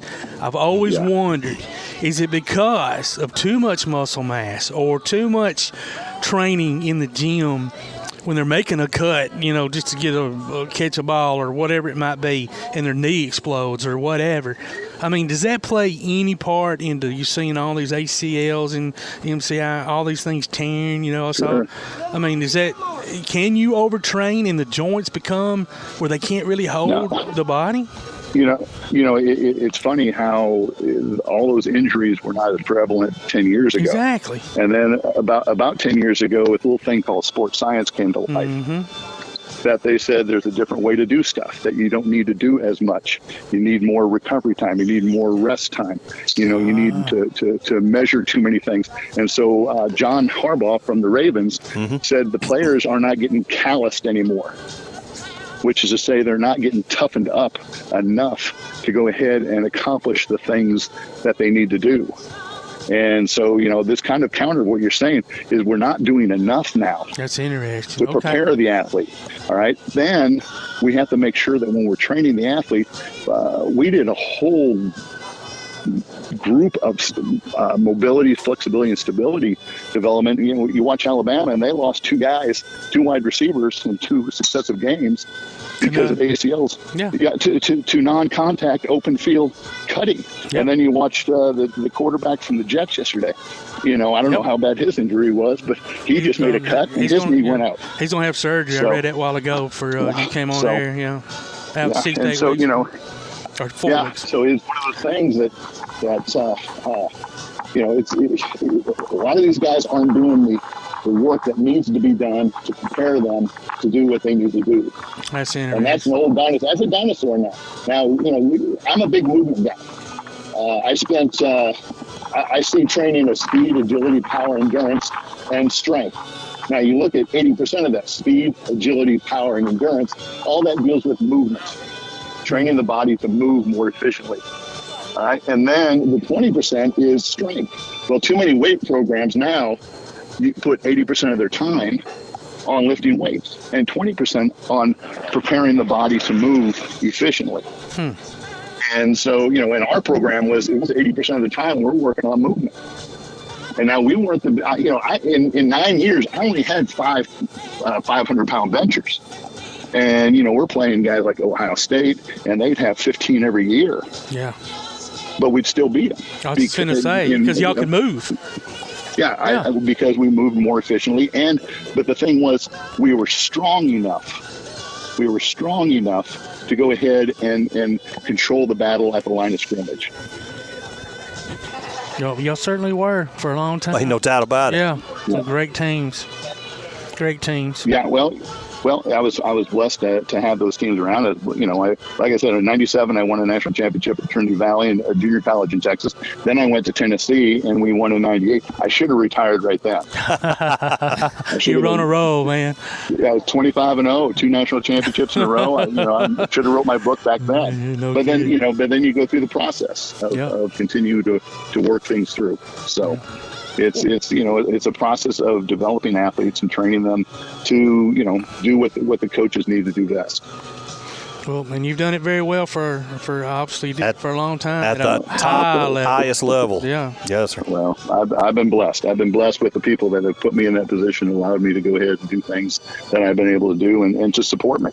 And that's 90% of the thing is getting the support that I need. So, if we wanted to purchase one, where could the fella find your book?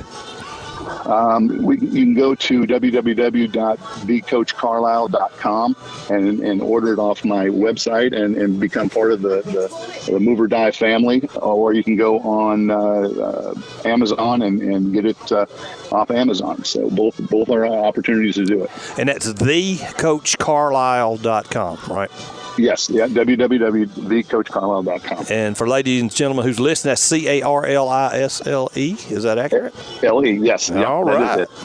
Now, being a motivational speaker, I'm going to step out and say that you will go and talk to groups from high school all the way to corporate. Yeah, and that's what I'm busy with right now. I'm speaking to teams, I'm speaking to corporate individuals, I'm speaking to banks, Nike, all the corporations around. And that's so awesome. It's a great time. I enjoy what I'm doing and having fun with it. You've got some other books out too. No, that's it right now. Is it? Okay. I was thinking that you had written some like strength conditioning type things. Not yet. No, I was actually writing a book on training until then I wrote this book. Okay. We get it. Yeah. So well, that's awesome. But we're on the process. man. We're in the process. Well, I appreciate that, guys. I appreciate you spending the time with me and letting me be on your show here. Well, I tell you what, I've got Callaways in the bag, so I'll let you go back to hit your golf clubs. And all right.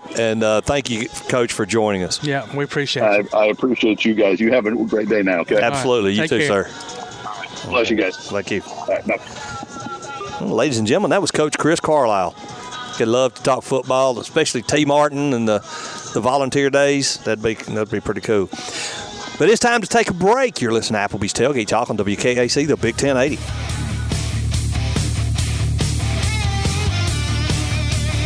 Hear Applebee's Tailgate Talk anywhere you go by downloading the Tailgate Talk app for your Android or iPhone. We'll be back with more after this. Your roof is the first line of defense for your home. Do you have water stains on your ceiling, paint peeling off your walls, shingles missing? It's probably time for you to get your free roof inspection. Locally owned and operated, licensed, and insured, Yellowhammer Roofing is the Yellowhammer State Hometown Team. Yellowhammer Roofing. Let our family protect what's most important to you, your family. 256-232-1933 or online at yellowhammerroofing.com. Customers agree. There's just something about Scooter's Coffee. Since 1998, their mission has been to keep folks happy by helping them scoot in and scoot out quickly while roasting their coffee from the top 10% of specialty beans in the world. Choose from hot drinks like their Caramelicious and Honey Vanilla Latte to cold offerings like the Strawberry Acai Quencher and Iced Mocha. They've also got smoothies, teas, and blenders. You'll agree, too. There's just something about Scooter's Coffee. Amazing people, amazing drinks, amazingly fast. Scooter's Coffee, 547 Highway 72 West in Athens at Town Center. Scooter's Coffee. Hey guys, this is Joanna for CEI Bookstore and Truth Publications. Many of you are searching for Bible study materials for your Bible classes.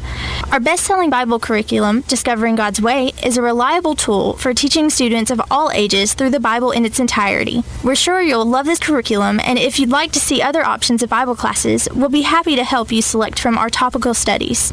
So stop struggling with the search and come by and let us help you select reliable and meaningful study materials for your class today. CEI Bookstore and Truth Publications, taking his hand, helping each other home. Limestone Drug, located on the square in downtown Athens, is your local Health Mart pharmacy. As your local Health Mart pharmacy, Limestone Drug is locally owned and has a personal commitment to the community. Limestone Drug honors prescription drug plans, including Medicare. They accept flex spending cards and fill prescriptions in minutes, not hours. Limestone Drug knows there's nothing more important than your family's well-being. So shop Limestone Drug at 200 West Market Street in Athens, your local Health Mart pharmacy. Limestone Drug, caring for you and about you.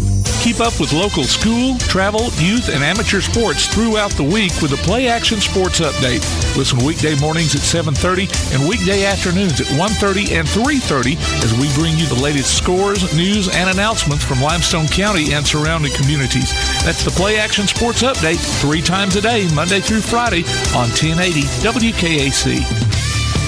Hi, this is Terry Henley, former running back from the Auburn Tigers, and you're listening to Applebee's Tailgate Talk.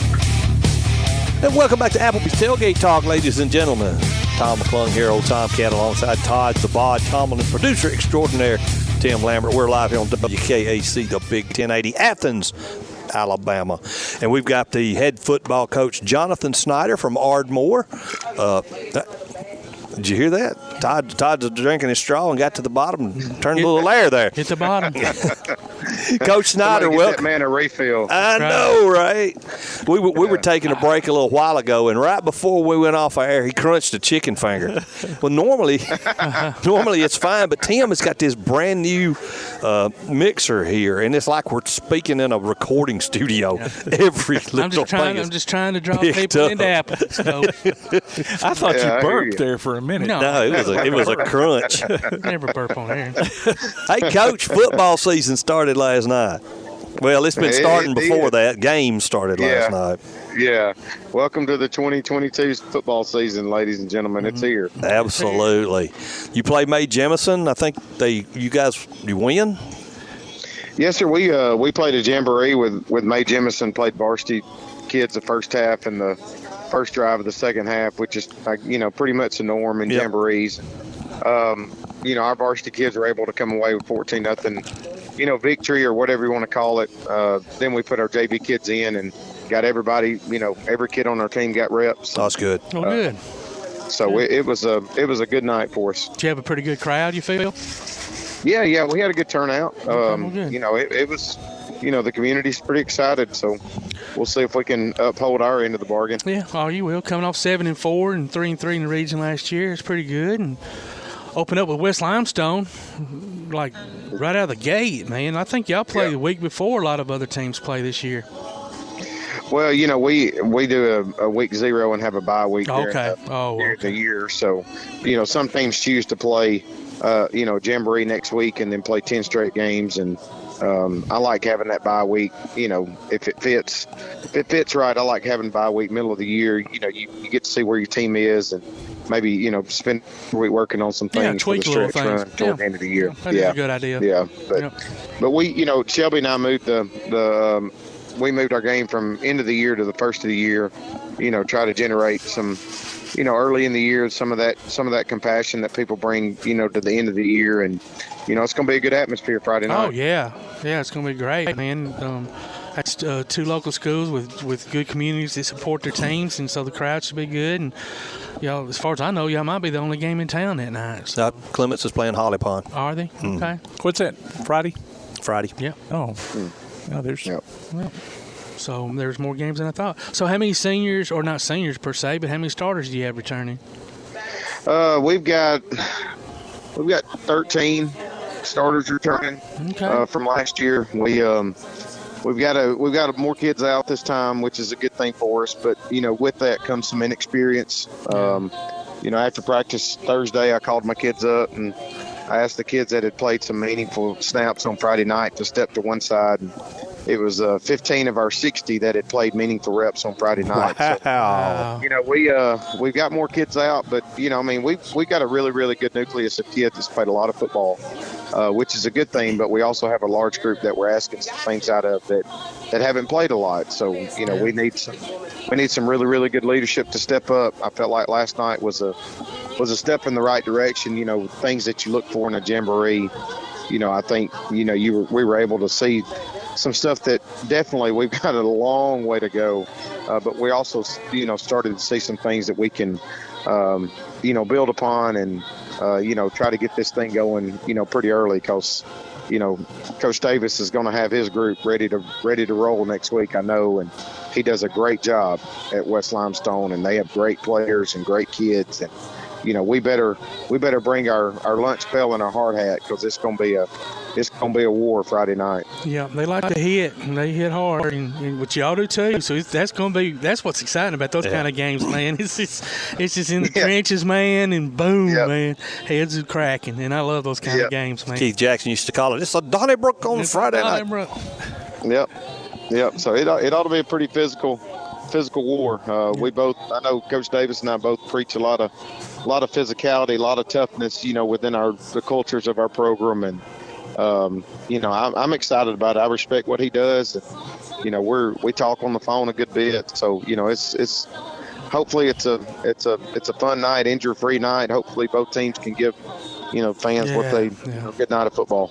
Absolutely. Now, Coach, I can't remember the kids' names, but last year we called Ardmore and East Limestone, and prior to that game, your quarterback had broken a collarbone, and so your big tailbacks were kind of, you know, they had to change positions.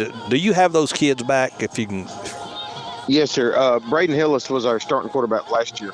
He actually broke his collarbone in 7 places. Ouch! Oh, it's shattered. Yeah, he completely shattered it. Doctors at TLC said it was one of the worst they had seen, but it healed well. Was it his throwing arm? Do what now? Was it his throwing arm? No, it was his off shoulder. Oh, okay, well, that's good. Yeah, but everything healed well. The rehab went well. He's back with us this time.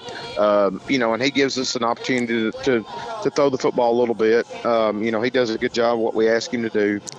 You know, Colston is our big running back. This will be the 3rd year he started. He's tough. He's worked really, really hard at trying to trim some weight this offseason and get a little bit faster. And so he's dropped about 15 pounds. Oh, he's still big, but he's dropped about 15 pounds. And he's hard to bring down. Able to, you know, we need him to carry a big load. And, you know, he's worked hard at conditioning and getting himself prepared to, you know, to carry the ball a lot. You know, when we need him, we can, you know, hopefully put it on his back and see what happens. So, you know, it's good to have those guys back. You know, it gets you some solidarity. And, you know, offensive line, we got 3 starters coming back there. And, you know, like I said, we have a really, really good nucleus of players coming back that understand our culture and what we ask them to do. we just, we got to take the negatives and correct them and build on the positive and see what happens. When you talked about meaningful snaps, now this doesn't always equate to one doesn't equate to the other. Seniors, how many seniors have you got this year? We have 17 seniors. We have a pretty big senior class. Now, we've got some kids that came out this time for either they hadn't played in a few years or they've never played before that are seniors that, increase that number a little bit. But, a large portion of our seniors have played a lot of ball. They've been played a good bit the year before I got here as sophomores. Some of them even played as freshmen, and a large portion of them played every snap just about last year at some position, throughout the year. So, it's good to have a big senior class, especially one that's experienced to try to lead those young bucks. They've been through the trenches. That's what I told them. I said, you guys, you know what it takes to get a first down to make the playoffs. It takes to come back when you're down, 2 touchdowns. Like these other guys don't know, so you got to show them the way, and you got to do it the right way. So. But no, I've been proud of our senior class, their leadership, at this point. Well, we'll start our senior spotlights next week, just so you know. So okay, we'll have to double up a few times. Yeah, we'll have to double them up. Yep. And that'll be all right. Yep, that'll be good. You've got a middle school deal going on next Saturday morning. I forgot about that. Yes, sir. Next Saturday morning. Yes. Go ahead. Well, I was just going to let you take the ball and run with it. Well, the phone broke out for a second. Sorry about that. So tell us about the middle school jamboree for next week. Well, we next week it's something I don't know. I guess it's been going on for a while. I don't have any idea. Last year it was over at Clemens, and I think it was Coach Parker maybe at Clemens came to me and he said, hey, it's Ardmore's year to host the jamboree. I'm like, sounds good to me. What do we do?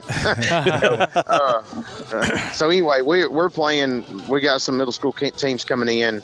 Most teams from the county are coming and going to play a couple of 6-minute quarters, at our place, just something to get those kids because, us and West Limestone, Elkmont, East Limestone, and Clements are all bringing kids over and going to play each other just to get their feet wet.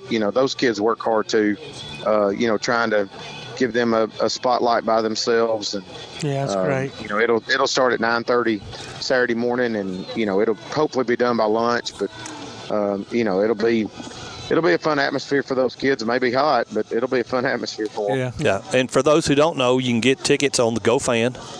You get tickets on GoFan.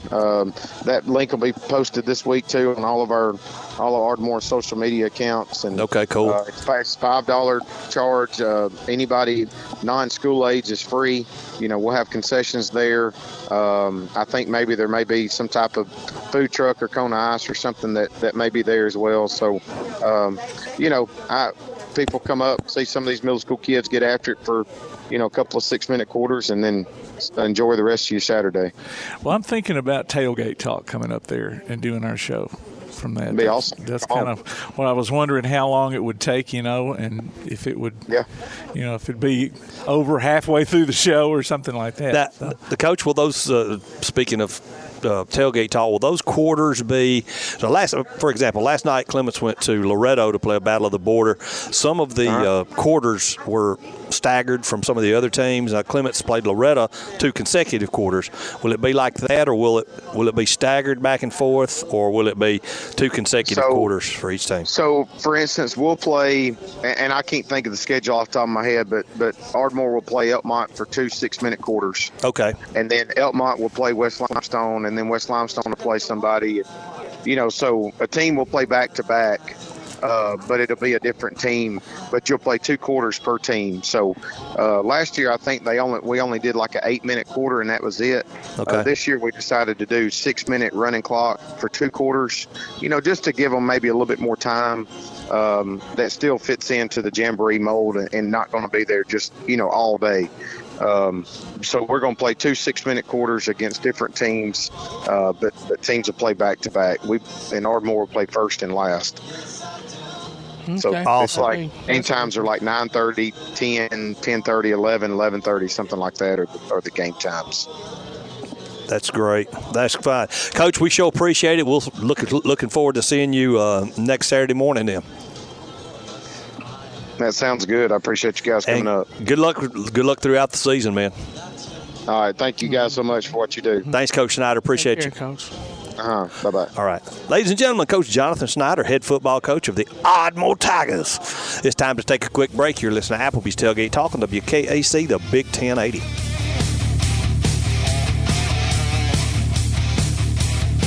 Missed part of this week's Tailgate Talk? Go online to tailgatetalk.net and hear the archives. Call or text us with your comments during the show at 256-812-1848. We'll be back with more Applebee's Tailgate Talk on WKAC. From day one, First National Bank has been built on a strong foundation of community first. First to lend a helping hand, first to help with community events and fundraisers, first to support local students, athletic programs, and civic organizations, first to support events like United Way, Relay for Life, and many more charitable events, and most importantly, working for our great community. Without you, there'd be no First National Bank. Making communities great together, that's what we strive for. Equal housing lender, member FDIC. Real estate, real easy. That's the motto at Innovative Realty Solutions, and providing the highest quality real estate services is their mission. With sound real estate advice, the latest information, and a skilled analysis of the real estate market, Innovative Realty Solutions offers a better home buying and selling experience with a fair, ethical, and, yes, innovative process. Innovative Realty Solutions. Visit them on Facebook, online at innovativerealtysolutions.com, at 100 North Clinton Street in Athens, or call 230-5950. Innovative Realty Solutions. Real estate, real easy. The reviews are in for Box Drop Mattress in Ardmore, and they're awesome. Just like the store. Box Drop in Ardmore has mattresses made in the USA at huge discounts. Plus, they offer flexible payment options and no credit is needed. And they'll deliver right to your door. Box Drop, located at 26561 Main Street in Ardmore. Open Tuesday through Friday, 4:30 to 6:30, and Saturday from noon till 4. Appointments also available by calling 321-8888. Box Drop in Ardmore, 321-8888. Daly & Son Car Care is Ardmore's only one-stop auto repair and tire shop. Whether it's major mechanic or brake work or routine maintenance like an oil change or lube job, Daly & Son Car Care has been satisfying customers all over with their fast and friendly service. They're also your headquarters for quality Cooper tires. Stop by and see Wayne, Nikki, or Dale at 25600 Main Street in Ardmore, Tennessee, or call them at 931-427-4651. They're on Facebook, too. Daly & Son Car Care, open Monday through Friday, 7:30 till 5, and Saturday, 7:30 till noon. Bring the man in motion across the line of scrimmage. They give it to him on the sweep play. He's outside, got a little bit of room now. Down the sideline, cuts it back. He's angling for the end zone, and he will score. Wow. Touchdown. Join us this football season for Limestone County football, streamed right to your computer or mobile device on the Play Action Sports app. You can also hear it on your Amazon Echo by saying, Alexa, open Play Action Sports. Listen later on demand or download anytime you want by going to the archives at pasnetwork.net. Limestone County football from Play Action Sports. This is Shelby Davis, West Limestone head football coach, and you're listening to Applebee's Tailgate Talk.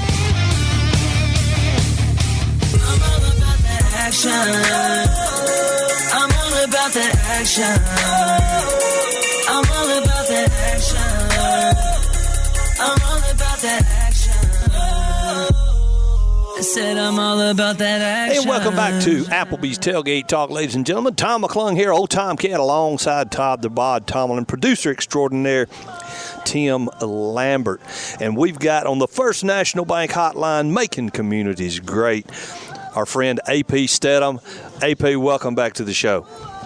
Hey, good morning. Triple T this morning. So glad to be on Apple Tailgate Talk, WKAC 1080 AM, Athens, Alabama. How's everybody? Man, we are great. Haven't listened to your show yet, but the one with you, AP, and Kelly, As We See It. And if y'all haven't seen the graphic, it's A capital S, W capital E, and then C, so SEC. Yep. Who thought of that, man? Was that you? No, we had a friend of mine. He came up with that. We were discussing a title for the show, and I was trying to get both of our names in it, as well as let him know it's about, Southeastern Conference primarily. We keep an eye on the national scene, but a friend of mine, he came up with that, and I said, I like it. Let's go with it. Yeah, that's great. Now, did you know Kelly to begin with, or how did y'all get hooked up? Yeah, Kelly last year, she was, I asked her to be one of the hosts for our premiere of the Wishbone Boys in Tuscaloosa. That's right.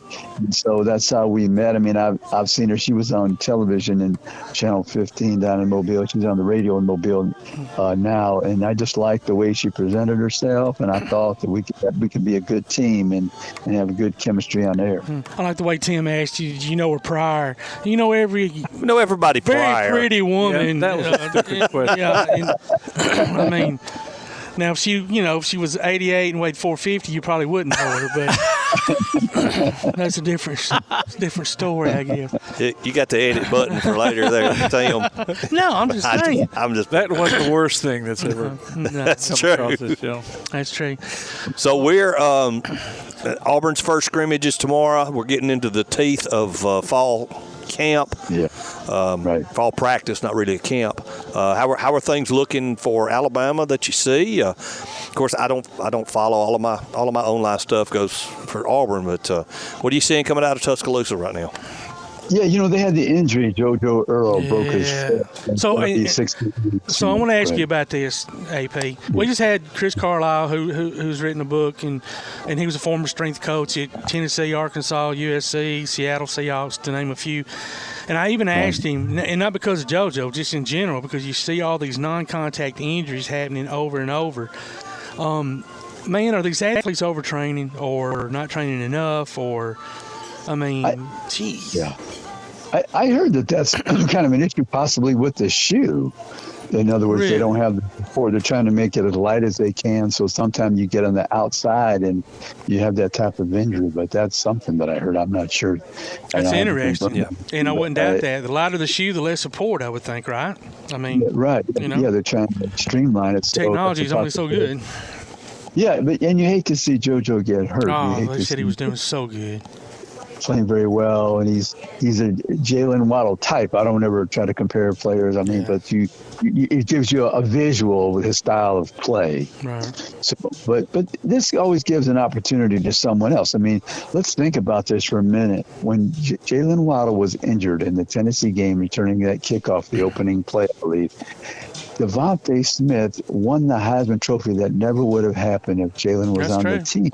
That's true. So I'm very sad that JoJo was injured, but now someone else has going to get some options for them in their career to do some big things. Yeah. So that's the way you have to approach it. Do you have any idea? Do they have to put any pins in his foot, or or surgery at all? I haven't read anything about any procedure.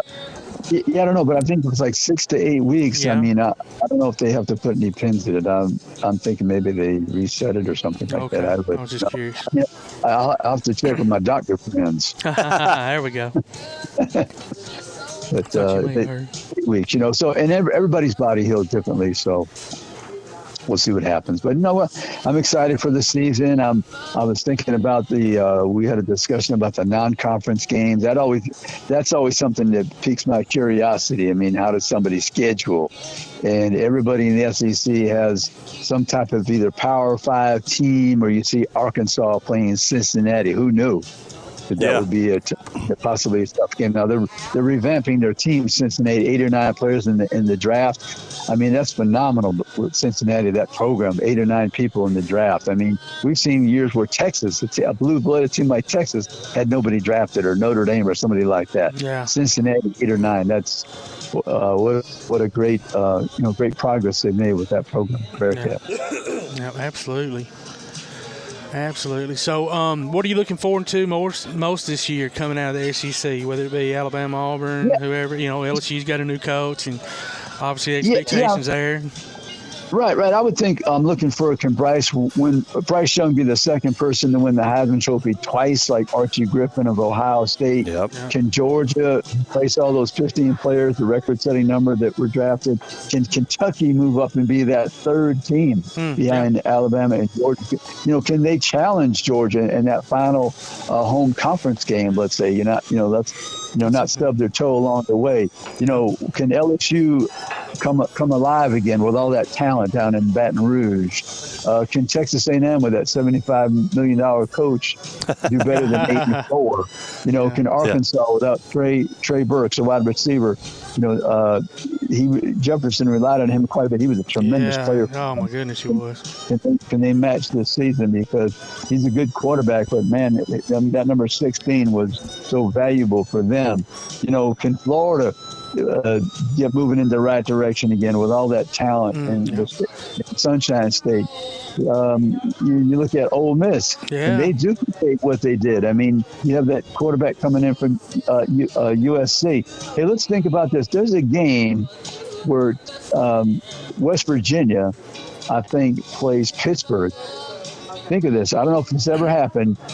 Both of those quarterbacks were at USC. Wow. Really? So they transferred out. Right? Wow. Eden Slovis, right, and JT Daniels. And then you have the third USC quarterback at Ole Miss. USC, they're just there to provide quarterback for everyone else. It sounds like they recruit them and then the other schools benefit. We should ask Coach Carlisle about that. Yeah, three different quarterbacks. But I'm just thinking about that game. Two USC quarterbacks going against each other when Pittsburgh and West Virginia get together. That's a great point. I've never heard of that happening. So, but you know what? Moving forward, you're probably going to see more of it the way these kids are transferring out left and right all day long. Yeah, that's I think crazy. So. Could Mississippi State be a surprise team? I believe they have 17 starters returning in their quarterback. I didn't realize they had that many starters returning. Yeah, they should be a lot better. Could they come alive in that Western Division? It could happen. Yeah. You brought up Georgia, and my nephews and one of my sisters are huge Georgia fans, and I told them just the very thing that you said. I'm like, listen, it's one thing to win one. Congratulations. Yeah. But to do it consistently and year in, year out, and I said, because I told them, I said, if y'all keep on having a little bit of success, Kirby's going to start losing some coaches here and there. They're going to get, head coaching jobs somewhere. They're going to start replacing coaches like Saban does every year. They're going to lose kids to the draft earlier and earlier than they're used to. So, losing that many kids, to the NFL and graduation. And, now let's see if they can reload. So that's going to be my team to look at. It's like, let's see if they can do it. Oh, yeah. And look at the first game. They're going against their former defensive coordinator in a one-game situation, and everybody's fired up and healthy. Yeah. Probably for the first game. Oregon coming to Atlanta, and weather's not a factor, right? You're not going to be in an Athens, Georgia, 100 degrees. Nope. And you have Bo Nix at the quarterback position, probably. And I even met the second-string quarterback, Ty Thompson, good-looking athlete, 6'5", 230 pounds. I met him at the National Quarterback Club event in Scottsdale, Arizona last June. Then I was with him at the Manning Passing Academy. They have, good talent at the quarterback position, and for one game, one day, that's quite a challenge. Yeah, that's a great point. Absolutely. Yep, I'm just so glad it's here, man, ready to kick off. Now, I was trying to think earlier, and I should have looked it up on the internet. Is August 26th to your what is the first opening day game? Do you know? Say that one more time. The first opening game, like I think Texas plays somebody. I don't. That weekend before the third. It's that weekend before the third. Yes. Okay. For instance, I think UConn plays Utah State, and then Utah State has to play Alabama. That'll be quite a point spread with those two games. Yeah, no kidding. No kidding. That's the prior weekend. So, big game, a game that I'll be attending on Labor Day weekend. I'll be at Florida State, LSU, in New Orleans. Oh, good for you, dude. Oh, wow. That's going to be a great atmosphere. Wow. Because Florida State is... I'm sorry, go ahead. No, I'm trying to pick different games this season. I'll be at 3 or 4 Auburn. I'll be at 3 or 4 Alabama. I'll be at Kentucky, South Carolina, that quarterback duel. We hadn't mentioned Spencer Rattler at South Carolina, so that's Will Levis of Kentucky and South Carolina. So I'll be moving around trying to get some good ball games this year. I'm really happy to be seeing different teams and covering the SEC a little bit more. But I'll keep my eye, of course, Alabama and Auburn for sure. Yeah, Florida State's trying to make waves with this NIL deal. They're bringing some decent athletes in right now. Of course, Steve Spurrier called them Free Shoes University for years ago. Years ago. Right. Now they can really be Free Shoes University. Exactly. And listen, AP, and listen, don't be scared. Crab legs. Don't be scared when Kelly or one of these other women friend of yours can't go to one of these games. Meantime, Tim, Jack, we're available, dude. Don't be afraid to pick up the phone and call us. We'll meet you there. We'll be there. I've had quite a few people trying to carry my briefcase. There we go. Man, okay. I'll be your assistant for the day, no problem. I saw another. But people. I saw another Sheila Ward. I saw another Sheila Ward post. Sheila Ward. She's gorgeous. That you made earlier. My friend said he put that photo. That was that interview we did. That was at the Sunset Marquee. It's called Hollywood. And she was terrific that day. She was very nice and accommodating, and she was funny, and she was interesting, and we had a great day. It was a lot of fun. Okay, I thought it was a new post. Oh.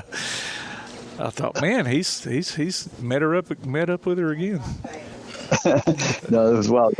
But hey, I want to tell everybody about the show. It's, yes, please. As we see it, and you can get that on all the Android and Apple platforms, Spotify, and we're all around the state. We're heard in 6 states: Alabama, Florida, Mississippi, Tennessee, Georgia, and Hawaii. So they could find us on the dial. Just look at our Facebook page and Twitter accounts. And like I say, we usually put it up on Thursday. We tape on Wednesday evening. And then we put it up on Thursday, all the different audio platforms. So take a listen, see what you think. Give us some comments on our Facebook or Twitter page. But we try to have an interesting guest. This past week we had the Alabama Sports Hall of Fame president, Scott Myers. Nice. The prior week we had the president of the National Football Foundation, Steve Hatchell. They're involved in the Hall of Fame, College Football Hall of Fame, the voting and the selection process. So, did you know how many football teams or schools have teams in America? Do you know that number?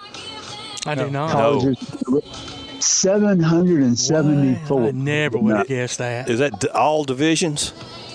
Yeah, all divisions, and I'm not sure if it includes the junior colleges, but that would be all the colleges, because the FBS level, I believe it's at 130. Yeah. Okay. Or something like that. So that's 130, and that's 700 and something. That's a lot of teams after the 130. No kidding. Absolutely. Yeah. Wow. Yeah. So he oversees all that.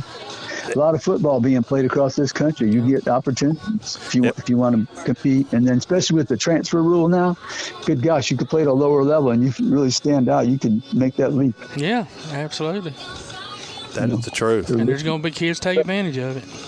Yeah, you've seen some. You've seen some players coming from a wide receiver position, let's say a skilled position, and they've shown that they can catch the football. And this is the passing era, so. A perfect example of that, and I, to this day, I still swear I never would have thought he'd have been playing on Sundays, at least not as quarterback. But when Jalen left Alabama to go to Oklahoma, I was like, he's crazy. He's never going to be a quarterback in the NFL. Why didn't he just maybe try to play another position? That was just my mindset. And, man, has he proved me wrong? I mean, I know he's not, top caliber NFL quarterback yet, but, I mean, they're still giving him an opportunity, and just from transferring and having that opportunity to play at Oklahoma, he's made himself an NFL quarterback. Oh, yeah. I didn't think he stayed at Alabama. I mean, those first couple of years, he was MVP on the offensive side in the SEC, but that was the year where Alabama scored 15 non-offensive touchdowns. Exactly. So think about that. Quarterback, you got 15 TDs in your back pocket before you have to score a touchdown with the offense. And I just thought he didn't have any development. That was one of the issues I had with coaches. You have to hire a quarterback technician, the person who coaches not the play caller. Not, Lane Kiffin can call plays and he's good, and he set records with Blake Sims, the fifth year player at Alabama. But I need somebody who can coach the position technically. Yeah. Well, AP, he didn't get there about the third year. Yeah. AP, thanks for joining us, buddy. We enjoy your conversations every week. Everybody, check out AP and Kelly. What's the name of the show again? As we see it. SEC, as we see it. We'll talk to you next week, my friend. Hey, thank you so much. Thank you, buddy. Take care. See you. Bye-bye. Ladies and gentlemen, once again, another show in the books. It's time for us to go. This is Todd McClung on behalf of Todd the Bod Tomlin, producer extraordinaire Tim Lambert. We ain't got to go home, but we got to get ourselves up out of here. We'll see y'all next week from Ardmore at the Middle School Jamboree. Take care.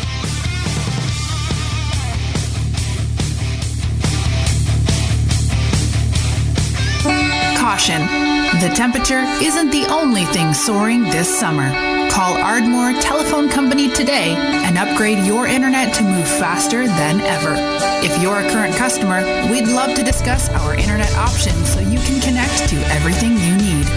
Give Ardmore Telephone Company a call at 800-830-9946 today. Fiber is not available in all areas. Hey guys, this is Joanna Clem for CEI Bookstore and Truth Publications. I'd like to personally invite you to visit CEI Bookstore. While you're here, you'll find a wide selection of Bibles, gift items, trustworthy study materials, and more for you and your church. Our friendly staff will be happy to help you with your selections while you shop in the store.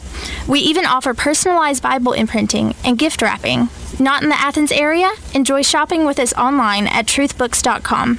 CEI Bookstore and Truth Publications, taking his hand, helping each other home. Quality Vinyl is on your side. Quality Vinyl in Athens has been in business since 1987, offering great prices and service the whole time. What has changed is the technology of their products. From vinyl siding and shutters, sunrooms and screen rooms, to doors, windows, columns, and rails. Quality Vinyl, located on the corner of Highway 72 and Reed Road in Athens, just 6 miles west of I-65. Call 232-2665 or visit them online at qualityvinyl.net. Quality Vinyl is on your side. When things go wrong, State Farm is here to help life go right. And Agent Michael Howell is the one who can help get things back on track. See Michael for your auto, home, life, health, property, and business insurance, and be ready for those unexpected twists that life throws at you. Ask about banking and annuities, too.